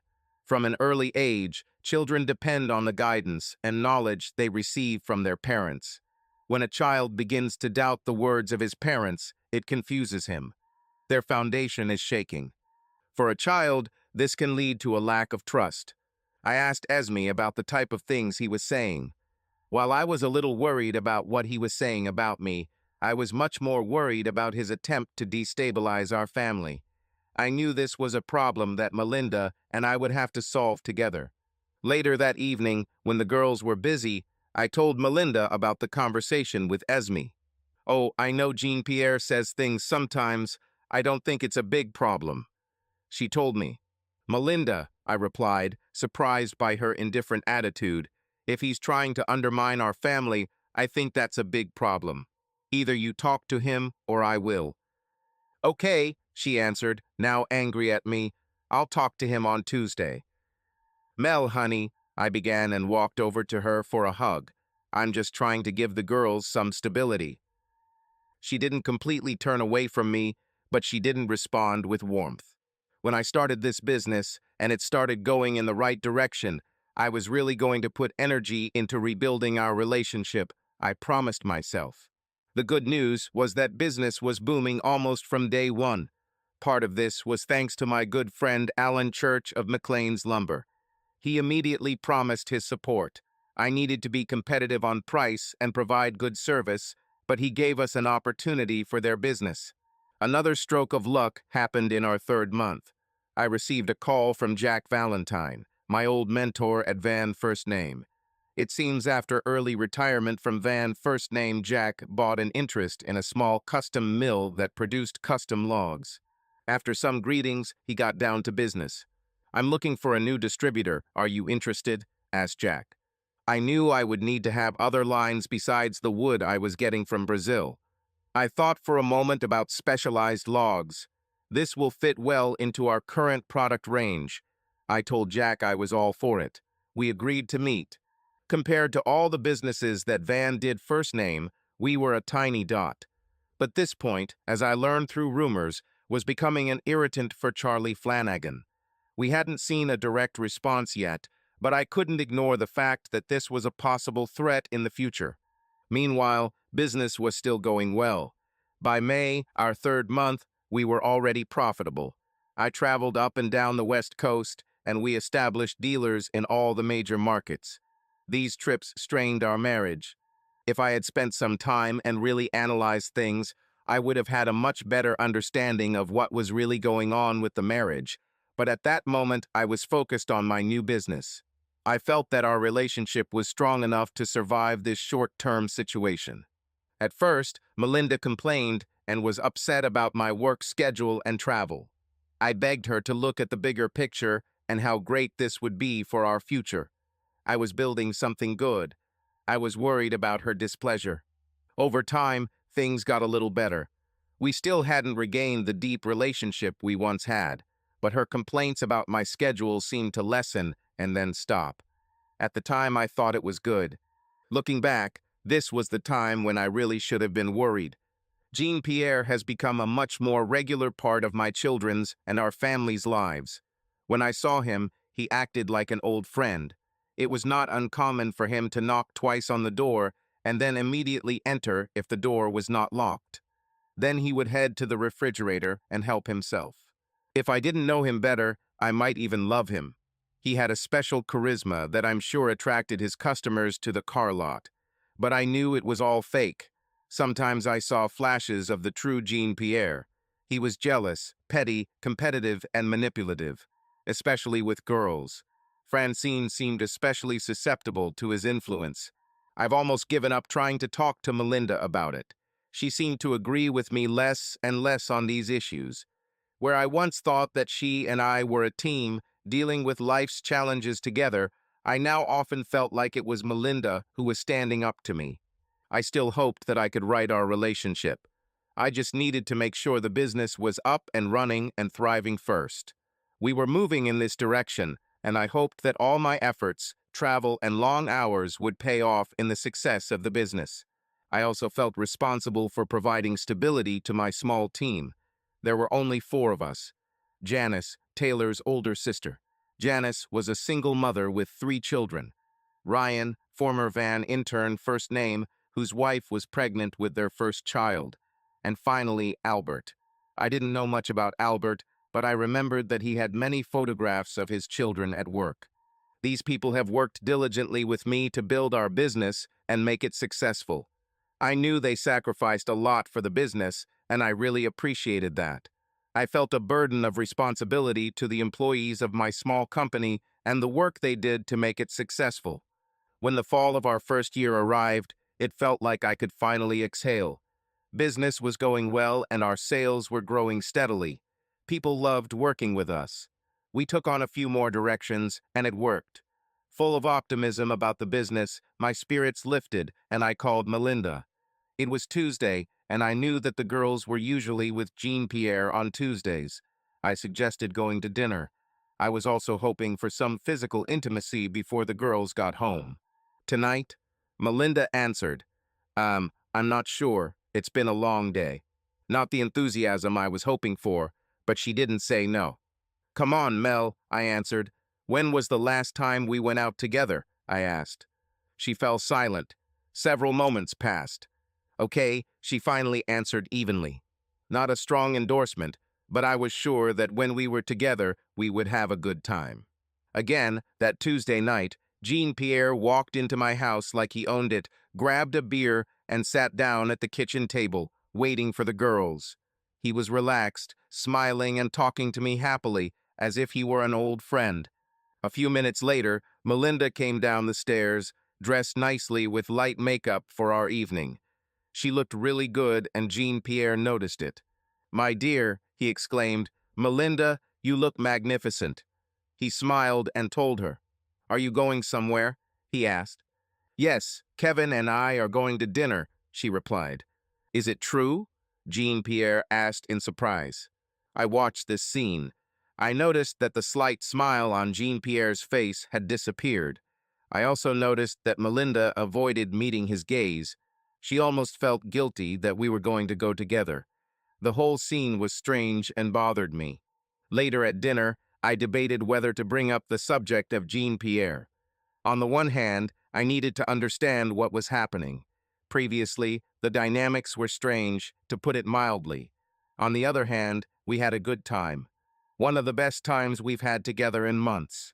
I knew that if I said the wrong thing, the whole evening could be ruined. I decided not to say anything, to monitor the situation more closely and, if necessary, to take action at another time. The following week, I went on a business trip to California on Sunday. I was supposed to return on Wednesday. It so happened that I was able to finish all my business on Tuesday in the middle of the day and went to the airport early in the afternoon. There was a 3:40 a.m. flight that arrived in SeaTac around 6 p.m. I was out early and spent an hour talking with my friend Alan Church. It was 50-50ths business and personal. Right before we were supposed to board, my phone died.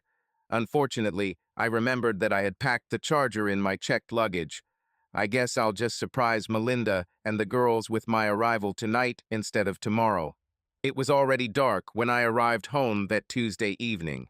The lights were on in my house when I arrived.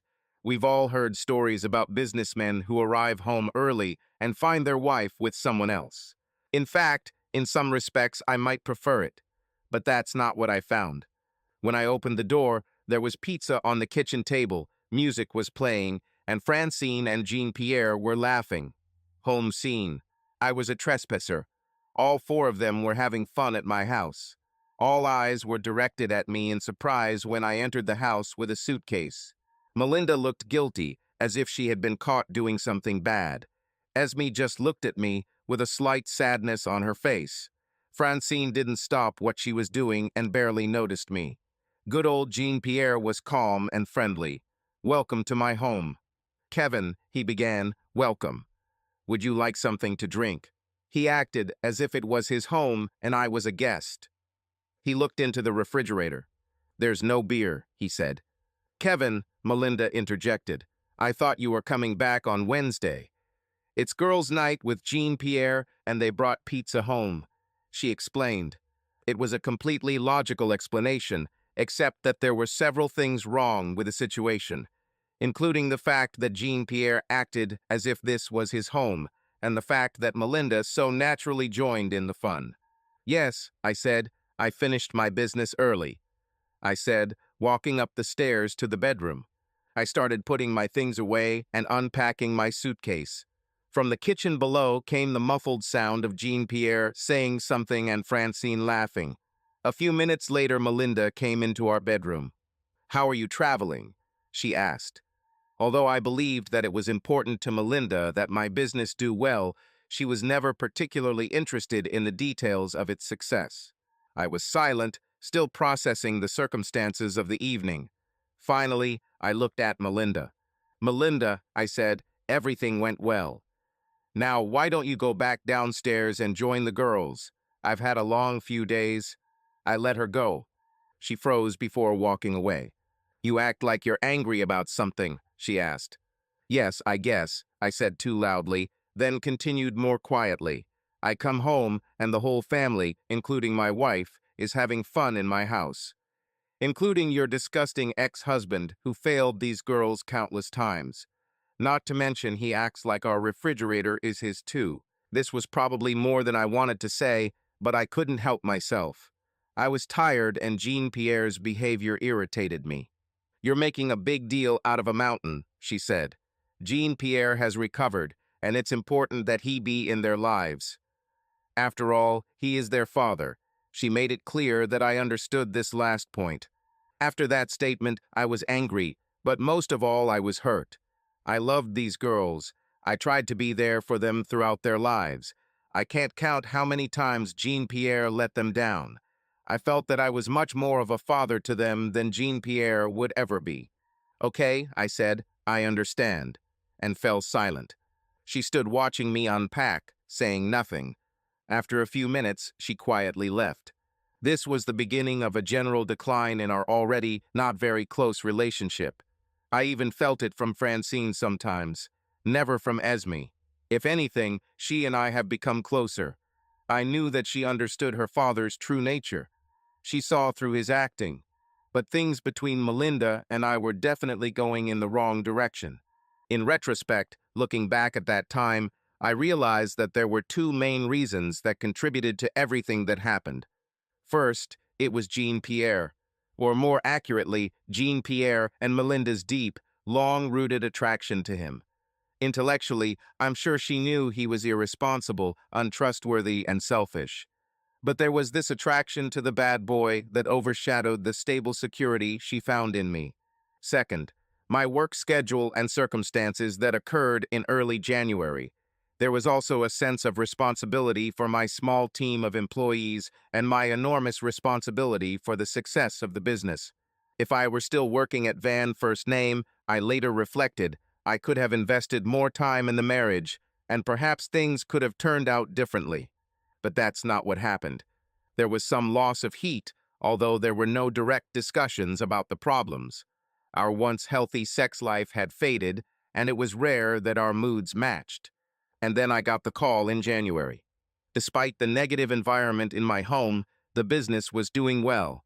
We had a successful first year and were planning for growth in the second year. My small team worked together and our business grew.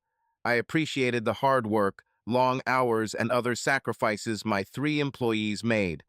Almost half of our business was now associated with McLean's Lumber. This was largely due to my friendship with Alan Church. I made sure McLean's got good deals, and Alan ensured a constant flow of business. However, I knew that having so much business with one client was a risky situation. If there were any disruption to the business, it could be catastrophic. And that's exactly what happened. I found myself in the office when I saw an incoming call from Alan Church. "Hey, buddy, what happened?" I asked, relaxed. "Man, this is really hard," he began. Suddenly, my relaxed mood disappeared. I knew Alan well enough to know from the tone of his voice that this was not a good thing. It turned out that Van First Name offered McLean's an incredible deal to supply tropical wood for a year. They went straight to Alan's boss. "What price did they offer you?" I asked, thinking that maybe we could even it out. When he named the price, it was below my costs.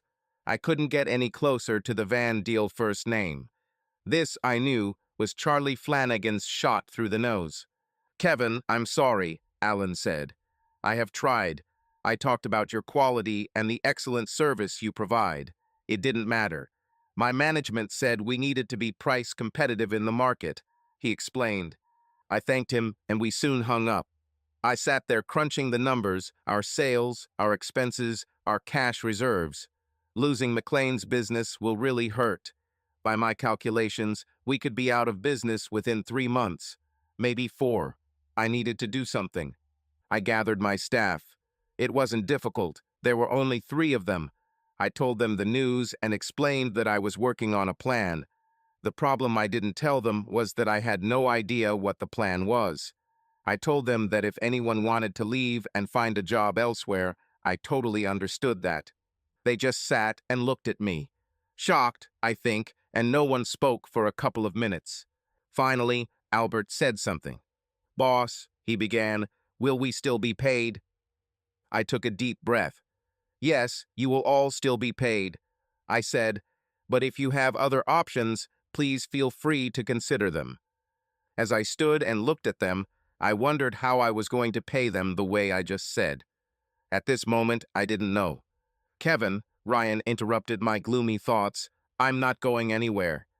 I think if we all work hard, we can get through this, he told me. I'm with Ryan, Janice Pilkington said. Albert simply nodded in agreement. Okay, thanks everyone, I told them. I'll come up with a plan and keep everyone informed. I was touched by the loyalty of my employees, but the burden of responsibility weighed heavily on my shoulders. Janice, a single mother with 3 children, Ryan with a newborn, and I knew that Albert also had a family. It was a big responsibility, and I also had to think about my family. When I broke the news back home, the response was not as positive as that of my staff. I asked everyone to sit down at the kitchen table. We needed to discuss something important. I explained my business situation and said that we would have to save for several months. What do you mean by saving? Melinda asked, standing with her arms crossed. We'll have to watch what we spend, cut back on some things, and just be careful. I explained to Melinda and the girls.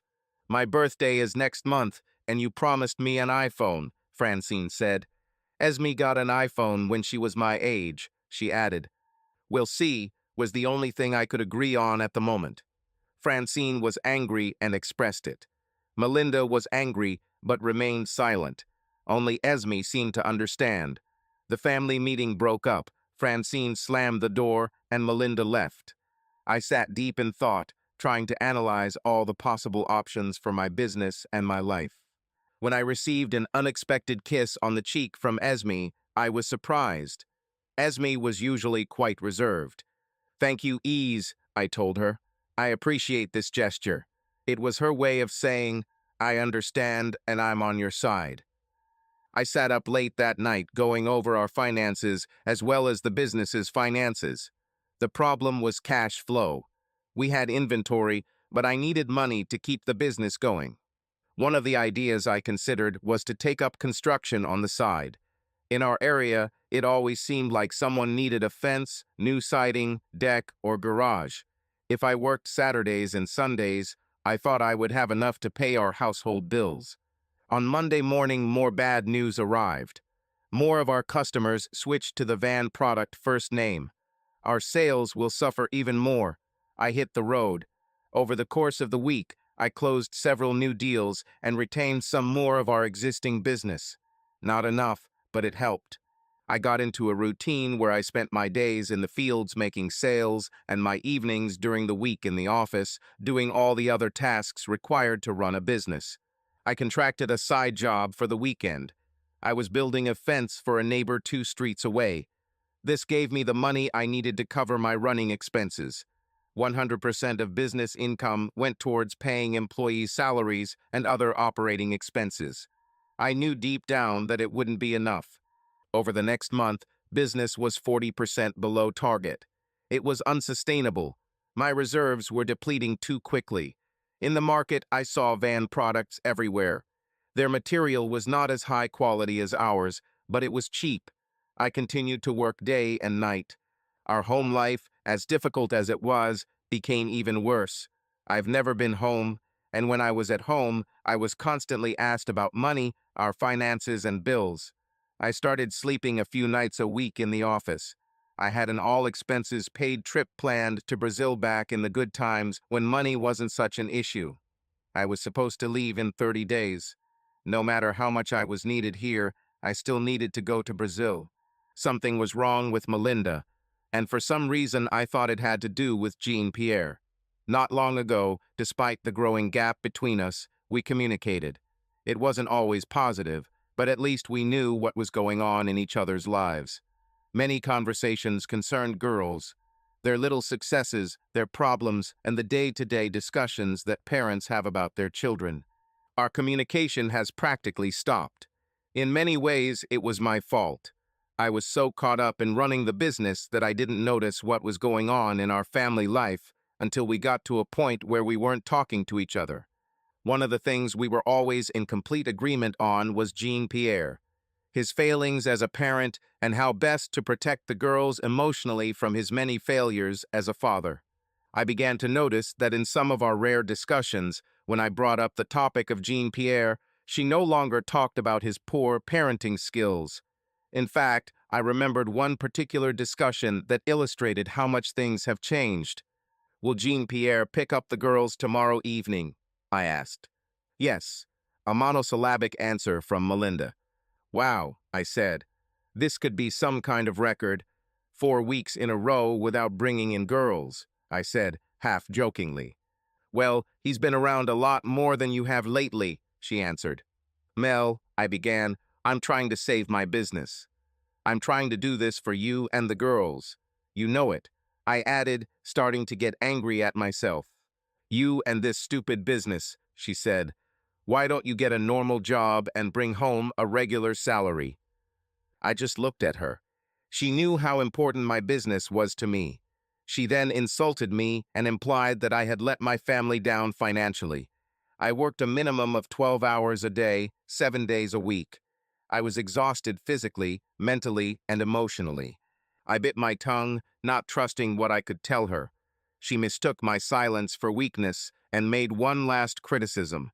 "At least Jean-Pierre earns a stable income," she told me. "Fuck you," I hissed. I've never swore at her like that before.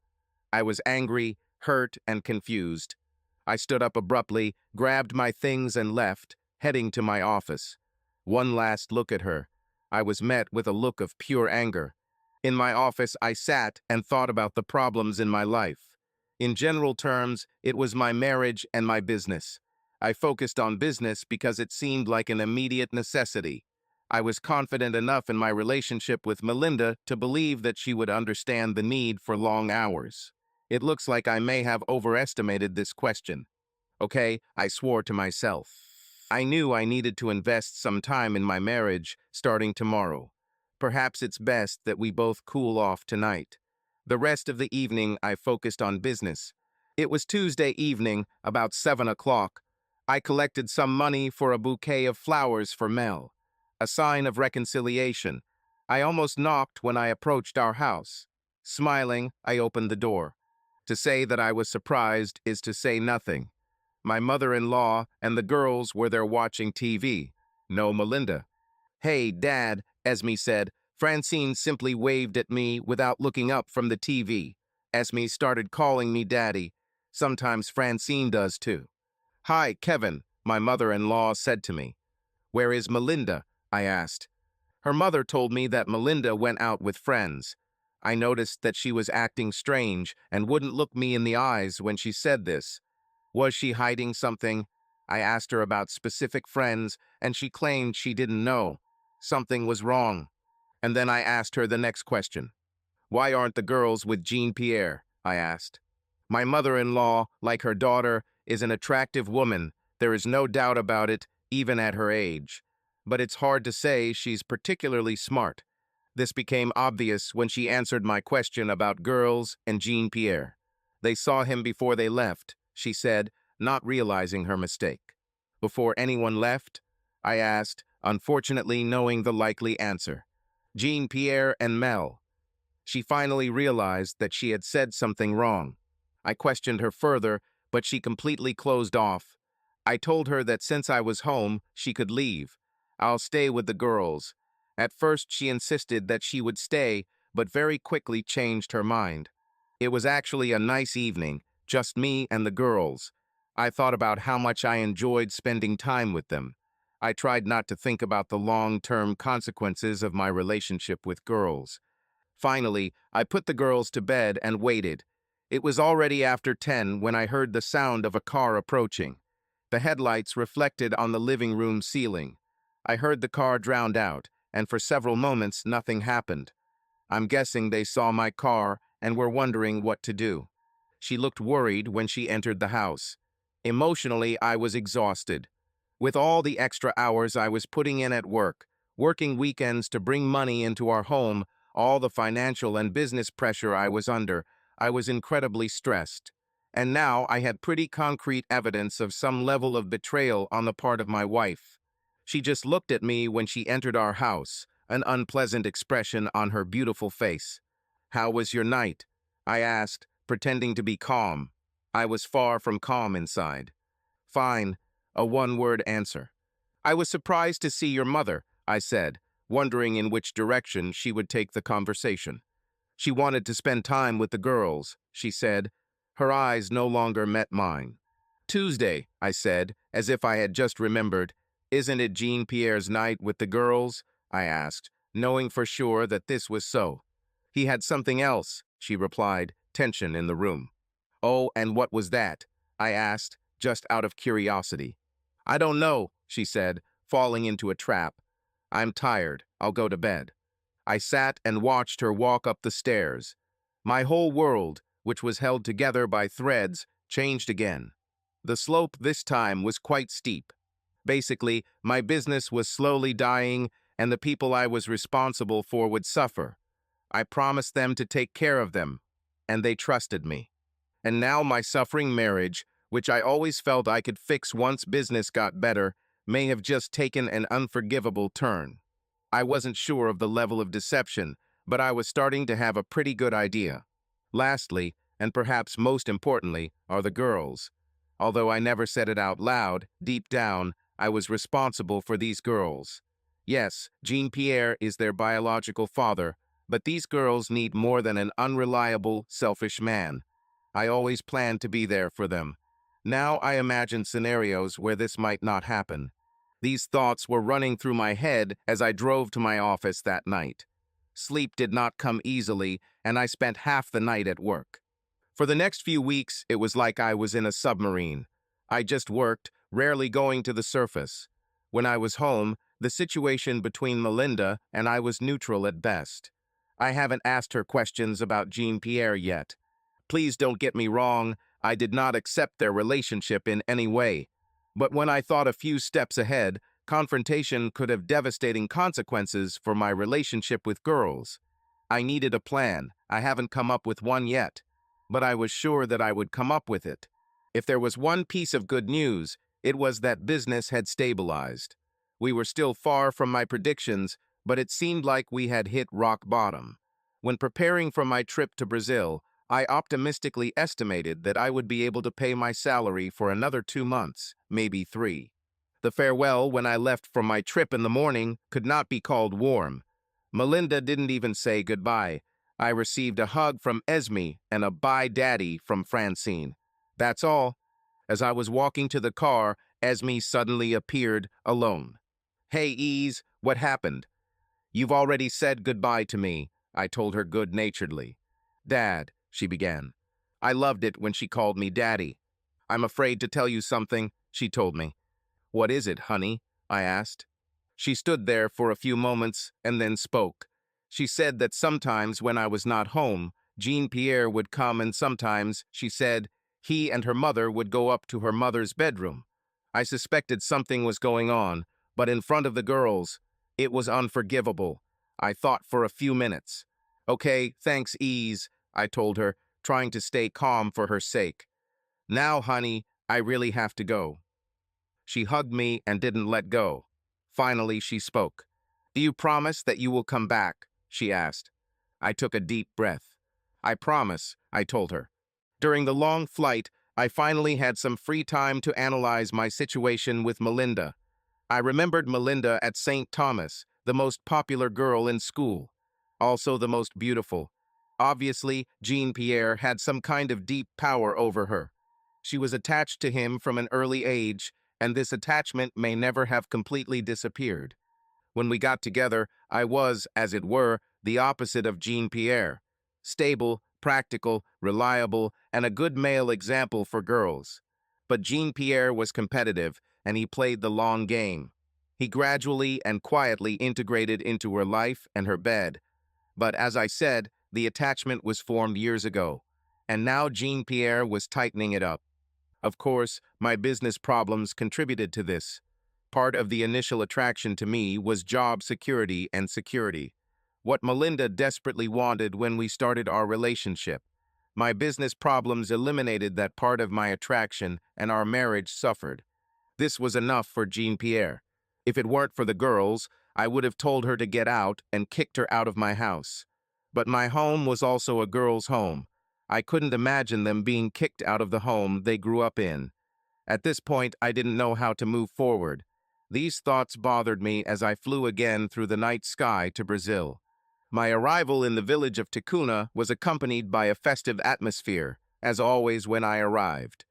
There was a feast, music playing, and, of course, a warm hug from my friend Maffy. The next day, we walked through the hardwood plantation, and Maffy and I talked about business. Maffy told me that they are ready for the next cutting, and the next batch will be ready soon. At this point, I haven't told him about the business problems I'm facing. I didn't know how to explain the situation. Later, we visited the orphanage, and I was happy to see the improvements and progress they had made.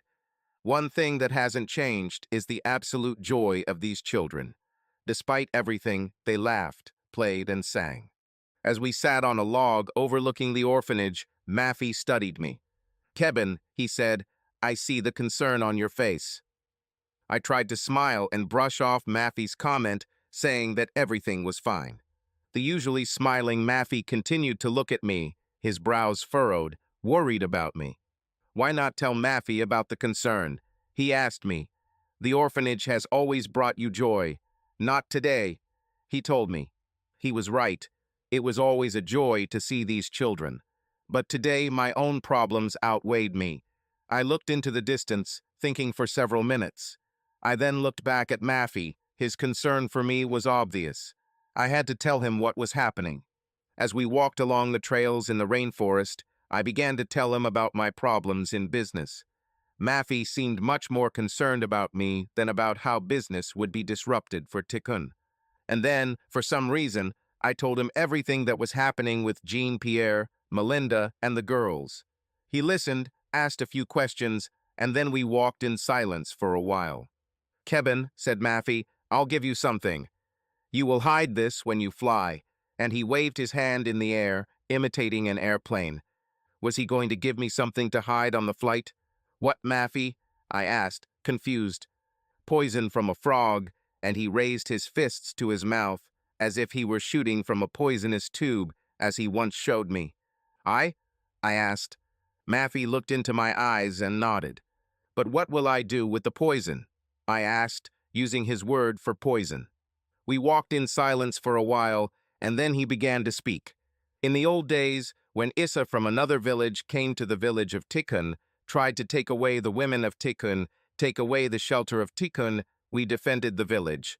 He imitated an arrow again, puffing out his cheeks and releasing air. "Kevin, you take it and hide it on the way." And he gave me a carved wooden vessel. I felt a small amount of liquid inside. It was tightly closed with a cork and some kind of wax to seal it. "Kevin," he said again, "keep the poison away from the skin." "Dangerous," he told me, squeezing my forearm tightly. I didn't need Maffy's poison. What was I going to do with it? I knew that I could not refuse the gift. It would be an insult. But what was I supposed to do with it? I thanked him, and soon it was time to leave. "Maffy," I said, "thank you for your friendship." I told him, hugging him. I kept a small wooden vessel in the pocket of my backpack, and somehow it didn't raise any alarms when I went through security. I am sure that the transport of this material was strictly prohibited.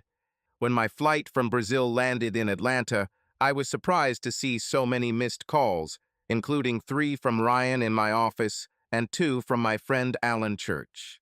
Other calls included 2 clients from California, several numbers I didn't recognize, a text from Taylor Pilkington, and a text from Melinda. Melinda's text read, "We need to talk." A few weeks ago, I might have interpreted Melinda's text as a potentially positive development. No more. Taylor's text read, "Call me, it's important." Compared to the other messages, Taylor's message was the least important in my opinion. This opinion will soon change. I called Ryan first. He answered after a few moments, but finally picked up. "Kevin." He sounded out of breath and excited. I quickly prepared myself for more bad news. "Where are you? I tried to contact you. Have you already talked to someone?" He spoke very quickly, bombarding me with questions. "Ryan, slow down. I just landed. I didn't talk to anyone. Relax, take a breath, and tell what is happening." I calmly told him. "Okay, we receive calls all day. Cheap wood van first name turned out to be bad. Ryan went on to say that the material cracks and changes in humidity affect the wood. The product was curled and deformed on the racks. I assumed such a possibility. This was great news. We're getting calls from all over the place, Ryan explained. This must be what Alan and some of the other messages I received were calling about. Okay, I said. The first thing we are doing is raising prices by 10%. I will order a new batch from Brazil, start taking orders, and I'll call McLean's. I told him. Finally, some good news, I thought. I'll do it, Ryan answered. My flight was about to board, but I needed to call Alan first. Hey, buddy, Alan began. Are you abroad? I told him I was back and about to catch a flight to SeaTac. Okay, he said. Suddenly, we were in business mode. I need a lot of your wood. I decided to play a little game. I told him that I was low on inventory and that my next 2 orders were pre-booked. None of this was specifically true. Come on, Kev, he said, now playing on our friendship. Weren't I with you when you first started? He asked. He was, and I appreciated it. Alan, I'm about to board a flight. Once I'm in the office, I'll see what I can do. I told him. It wasn't enough. He was desperate. Now he was begging. Okay, here's what I'll do, I told him.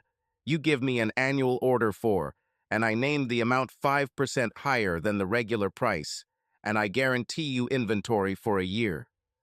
He hesitated. And Alan, my good friend, I told him, this is my last sentence. I will send the order Ryan. He told me, thanks, buddy. As I sat in my chair heading home, I felt a huge weight lifted off my shoulders with positive business news. Suddenly, my cash flow problems seemed solved. All financial stress suddenly disappeared. But I still had problems with my marriage and girls. I'll contact Melinda when I land and see what's on her mind. After landing, I called Melinda. Voicemail. I tried to return a few of my calls, but it was too late. No one answered. I'll call them back tomorrow, Friday, from the office. And suddenly the phone rang. I thought it would be Melinda. But no, it was Taylor Pilkington. What did she want that was so important? I almost didn't answer. Kevin, she began, I need to talk to you. It is very important.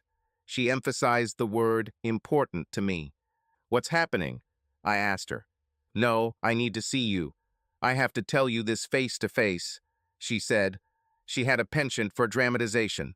Taylor, listen, I began. I've been on the road all day. I'm exhausted. Maybe it's just. At that moment, my phone vibrated. Melinda. Hey, Taylor, I'll call you back. I told her. You're better? That's important. She told me when I hung up. Melinda, I said in greeting. Are you back? She asked, obviously knowing that I was abroad. Yes, I'm going home, I told her. She hesitated. You better not come home right now. She told me, for the sake of the girls. She knew that this was my weakness. Why? I asked, but I think I knew the answer. Listen, it's complicated, she said. We need to talk, I know. Just not now, not yet. Maybe on the weekend. Please do this for the girls, she added. I was seething with anger as I drove through the rain. Finally, I answered. Okay, but we need to talk soon, I told her. Okay, I heard her quiet answer. Several moments passed before I realized she had hung up. I drove in a state of prostration, vaguely heading towards my office, where I had already slept for too many nights. Mentally, I started organizing my day and the calls that needed to be made on Friday. And then I thought about Taylor. Perhaps it would be better to deal with what she had to say as soon as possible. One less thing to do on Friday. Meet me at Stagecoach in 20 minutes, she told me after I called her back. Stagecoach was a working-class bar in South Puget Sound. It was dark and cozy there. We arrived at the same time. Taylor looked worried. My curiosity about this meeting intensified. Okay, Taylor, I began. What was so important that we had to meet in person? I asked. I looked at Taylor, still a beautiful woman. I wonder why she never got married. Kevin, I just don't know how to tell you this. But I must. You've been a good friend for a long time. You hired my sister, and she needs this job. I couldn't leave it. I should have told you. She told me. Okay, so what is this? I was tired and starting to lose patience. We had a girls' night out this week, me and Melinda and a couple of other people, she began. It was one of those nights where the alcohol was flowing and Melinda got very drunk, Taylor said. She started talking about Jean-Pierre. She told us that she and Jean-Pierre are back together. We were all surprised. We've all seen what he put her through over the years. We all asked how she could be with Jean-Pierre again when she's married to you. She said that Jean-Pierre is the father of her children and that they are kindred spirits. She said she had a plan. Here's her plan, Taylor continued. She's going to divorce you, take the house and half of your business. Then she plans to persuade her mother to move the girls into your house. She and Jean-Pierre will move into her mother's apartment on the embankment. They will visit the girls every week, but will be free to live their own lives. I remember asking her, "Aren't you serious?" Her response was, "You're damn right. I'm tired of being a mother. I'm finally going to enjoy the life I deserve." That's exactly what she said, Taylor said, looking for a reaction on my face. After hearing this, I had many questions. What made her think her mother would agree to this? I asked. She said that after her father died, girls became the most important thing in her mother's life. Taylor said. Besides, she told us that her mother always does what Melinda tells her. When we questioned her stupid plan, she started getting angry. She told us this is the life she deserves. She continued to say that once she sells your business, she and Jean-Pierre will travel. No girls. It was almost like high school, Taylor continued, when she was the queen and Jean-Pierre her king. She treated us all as her subjects, like she's better than us. Finally, Melinda realized that she may have said too much. She warned us not to repeat a word of this to anyone. I struggled with it all week, Taylor said, but I knew what a good person you were and how you helped Janice find a job. I just had to tell you. I sat stunned. I knew Melinda could be selfish, but this was something else. I knew that if she abandoned these girls, leaving them with her mother, they would never receive the support they needed. She seemed to show no respect for her daughters. It was evil, angry towards me, but also towards the girls. She was, I realized, just an evil woman. I had a lot to think about. One thing I knew for sure was that I wasn't going to let them do it. Taylor rambled on for a while about how bad she felt. Finally, I stood up, thanked her, and then she hugged me tightly. In other circumstances, I would have enjoyed this physical sensation much more. But not today. I had too much on my mind. The next day, Friday, I told myself that I would focus 100% on my business. I'll solve the Melinda issue later. If anything, demand for our products and complaints about van materials first name only increased. We were now accepting orders that we would not be able to ship for several weeks. The market didn't care about this. They were just happy knowing that they would get their materials from us someday. In the middle of the day, I received a call from Jack Valentine. He asked about business and heard about the defective wood van first name at McLean's and other locations. We talked about wood for a few more minutes.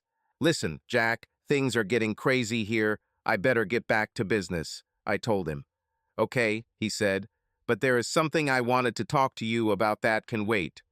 I'll call you in a few weeks and we'll have lunch. I agreed. At the end of the day, I revised my budget projections.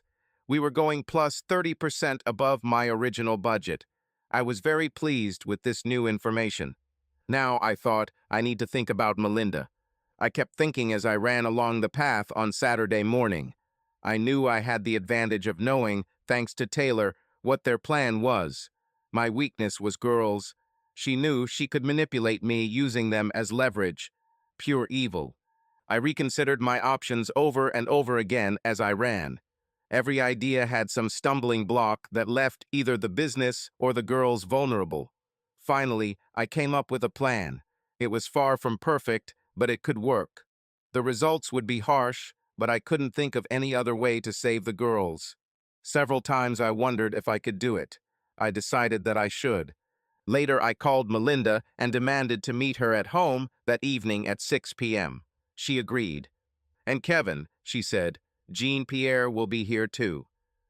For the sake of the plan, I protested and expressed anger towards Jean-Pierre. In fact, it was perfect. I had a few things to do that morning. First, I needed to find a library with internet access, not a local one. Then a grocery store that sells prepared foods, somewhere further away from me. I found the library, waited 30 minutes to access the computer.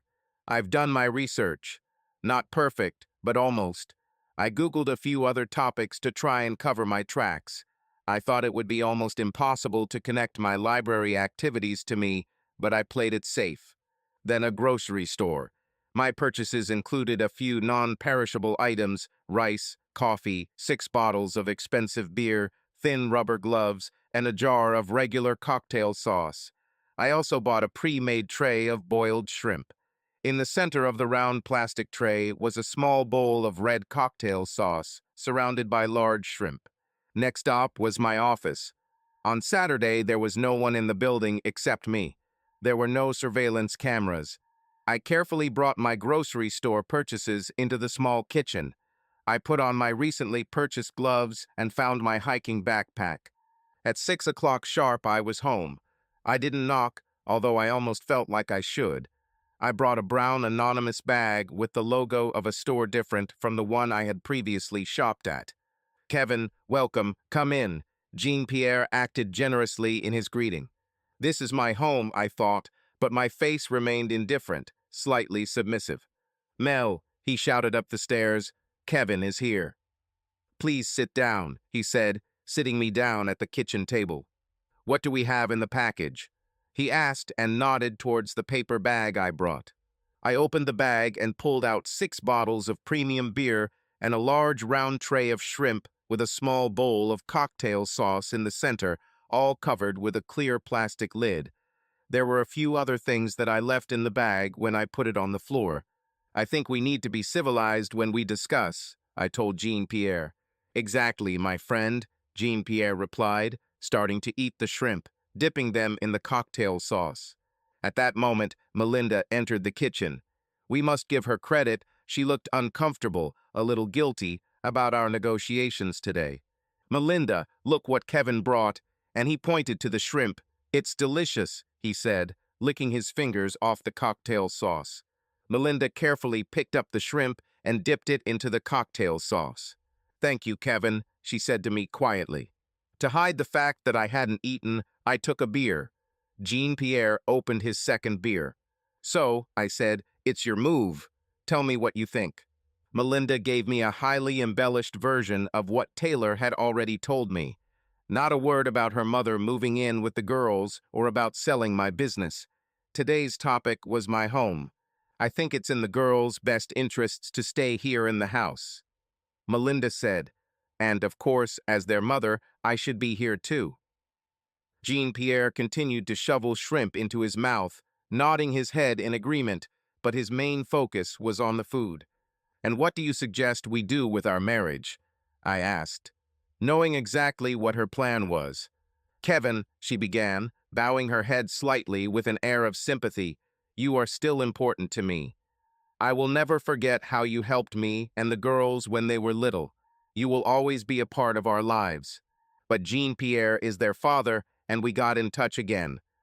I think a quiet divorce would be the best solution. For the sake of the girls, she told me. I was silent and nodded until I noticed the effects. Do you like shrimp? I asked Melinda. Oh yes, she exclaimed and took another shrimp, dipped it in the sauce, and ate it. You see, Kevin, as Melinda said, you were an important part of all of our lives, Jean-Pierre began. There were times in my youth when I might have made errors of judgment, perhaps errors of path, he said gravely, shaking his head as he reflected on his minor failures. I noticed that Melinda had dipped another shrimp. Nobody noticed that I didn't eat anything. Jean-Pierre continued. Luckily, when I was struggling, Melinda found you, he said with an insincere smile on his face. You did a wonderful job giving them a home. He raised his hands in an all-encompassing gesture and looked around my house. You, Kevin, he continued, have been my deputy, and I thank you. Tilting his head slightly in my direction. You gave them shelter when they needed it, and now, he said with a wide smile, it's time for me to take charge again. Any regret I might have felt for this man evaporated. I watched Melinda looking at him. He had some kind of power over her. She was smart, but she still fell for his lies. Good news, she continued to eat the shrimp. Now, Kevin, I think we are all reasonable adults and can work together to determine the best path forward, he continued to ramble. We must think about the girls and their welfare first and foremost. Then the unexpected happened. Jean-Pierre felt bad and fell to the floor, unable to finish speaking. Jean-Pierre, Melinda shouted. Kevin, look at him. Do something, she screamed. I suggested calling 911. Melinda nodded, but then she, too, began to feel ill. The ambulance arrived 20 minutes later. Jean-Pierre was in critical condition, and Melinda also needed help. Later, the police contacted me. The preliminary diagnosis from the hospital was severe poisoning.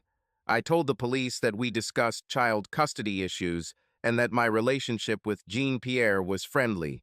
Doctors said Melinda's condition was unusual and created a medical mystery. With genuine grief, I explained to the girls about the accident that had taken the life of Jean-Pierre and paralyzed their mother. There were real tears flowing between the three of us. And then Esme asked the expected question. What will happen to us? She asked with a scared look in her eyes. Well, I began, you could probably live with your grandmother. As soon as I said this, I noticed how protests began to appear. Francine looked at me with concern and Esme shook her head. Melinda's mother was a nice woman and probably handled a long weekend or maybe a week of watching the girls just fine. But she wouldn't be the firm parent these teenage girls need, and even at their age, they understood this.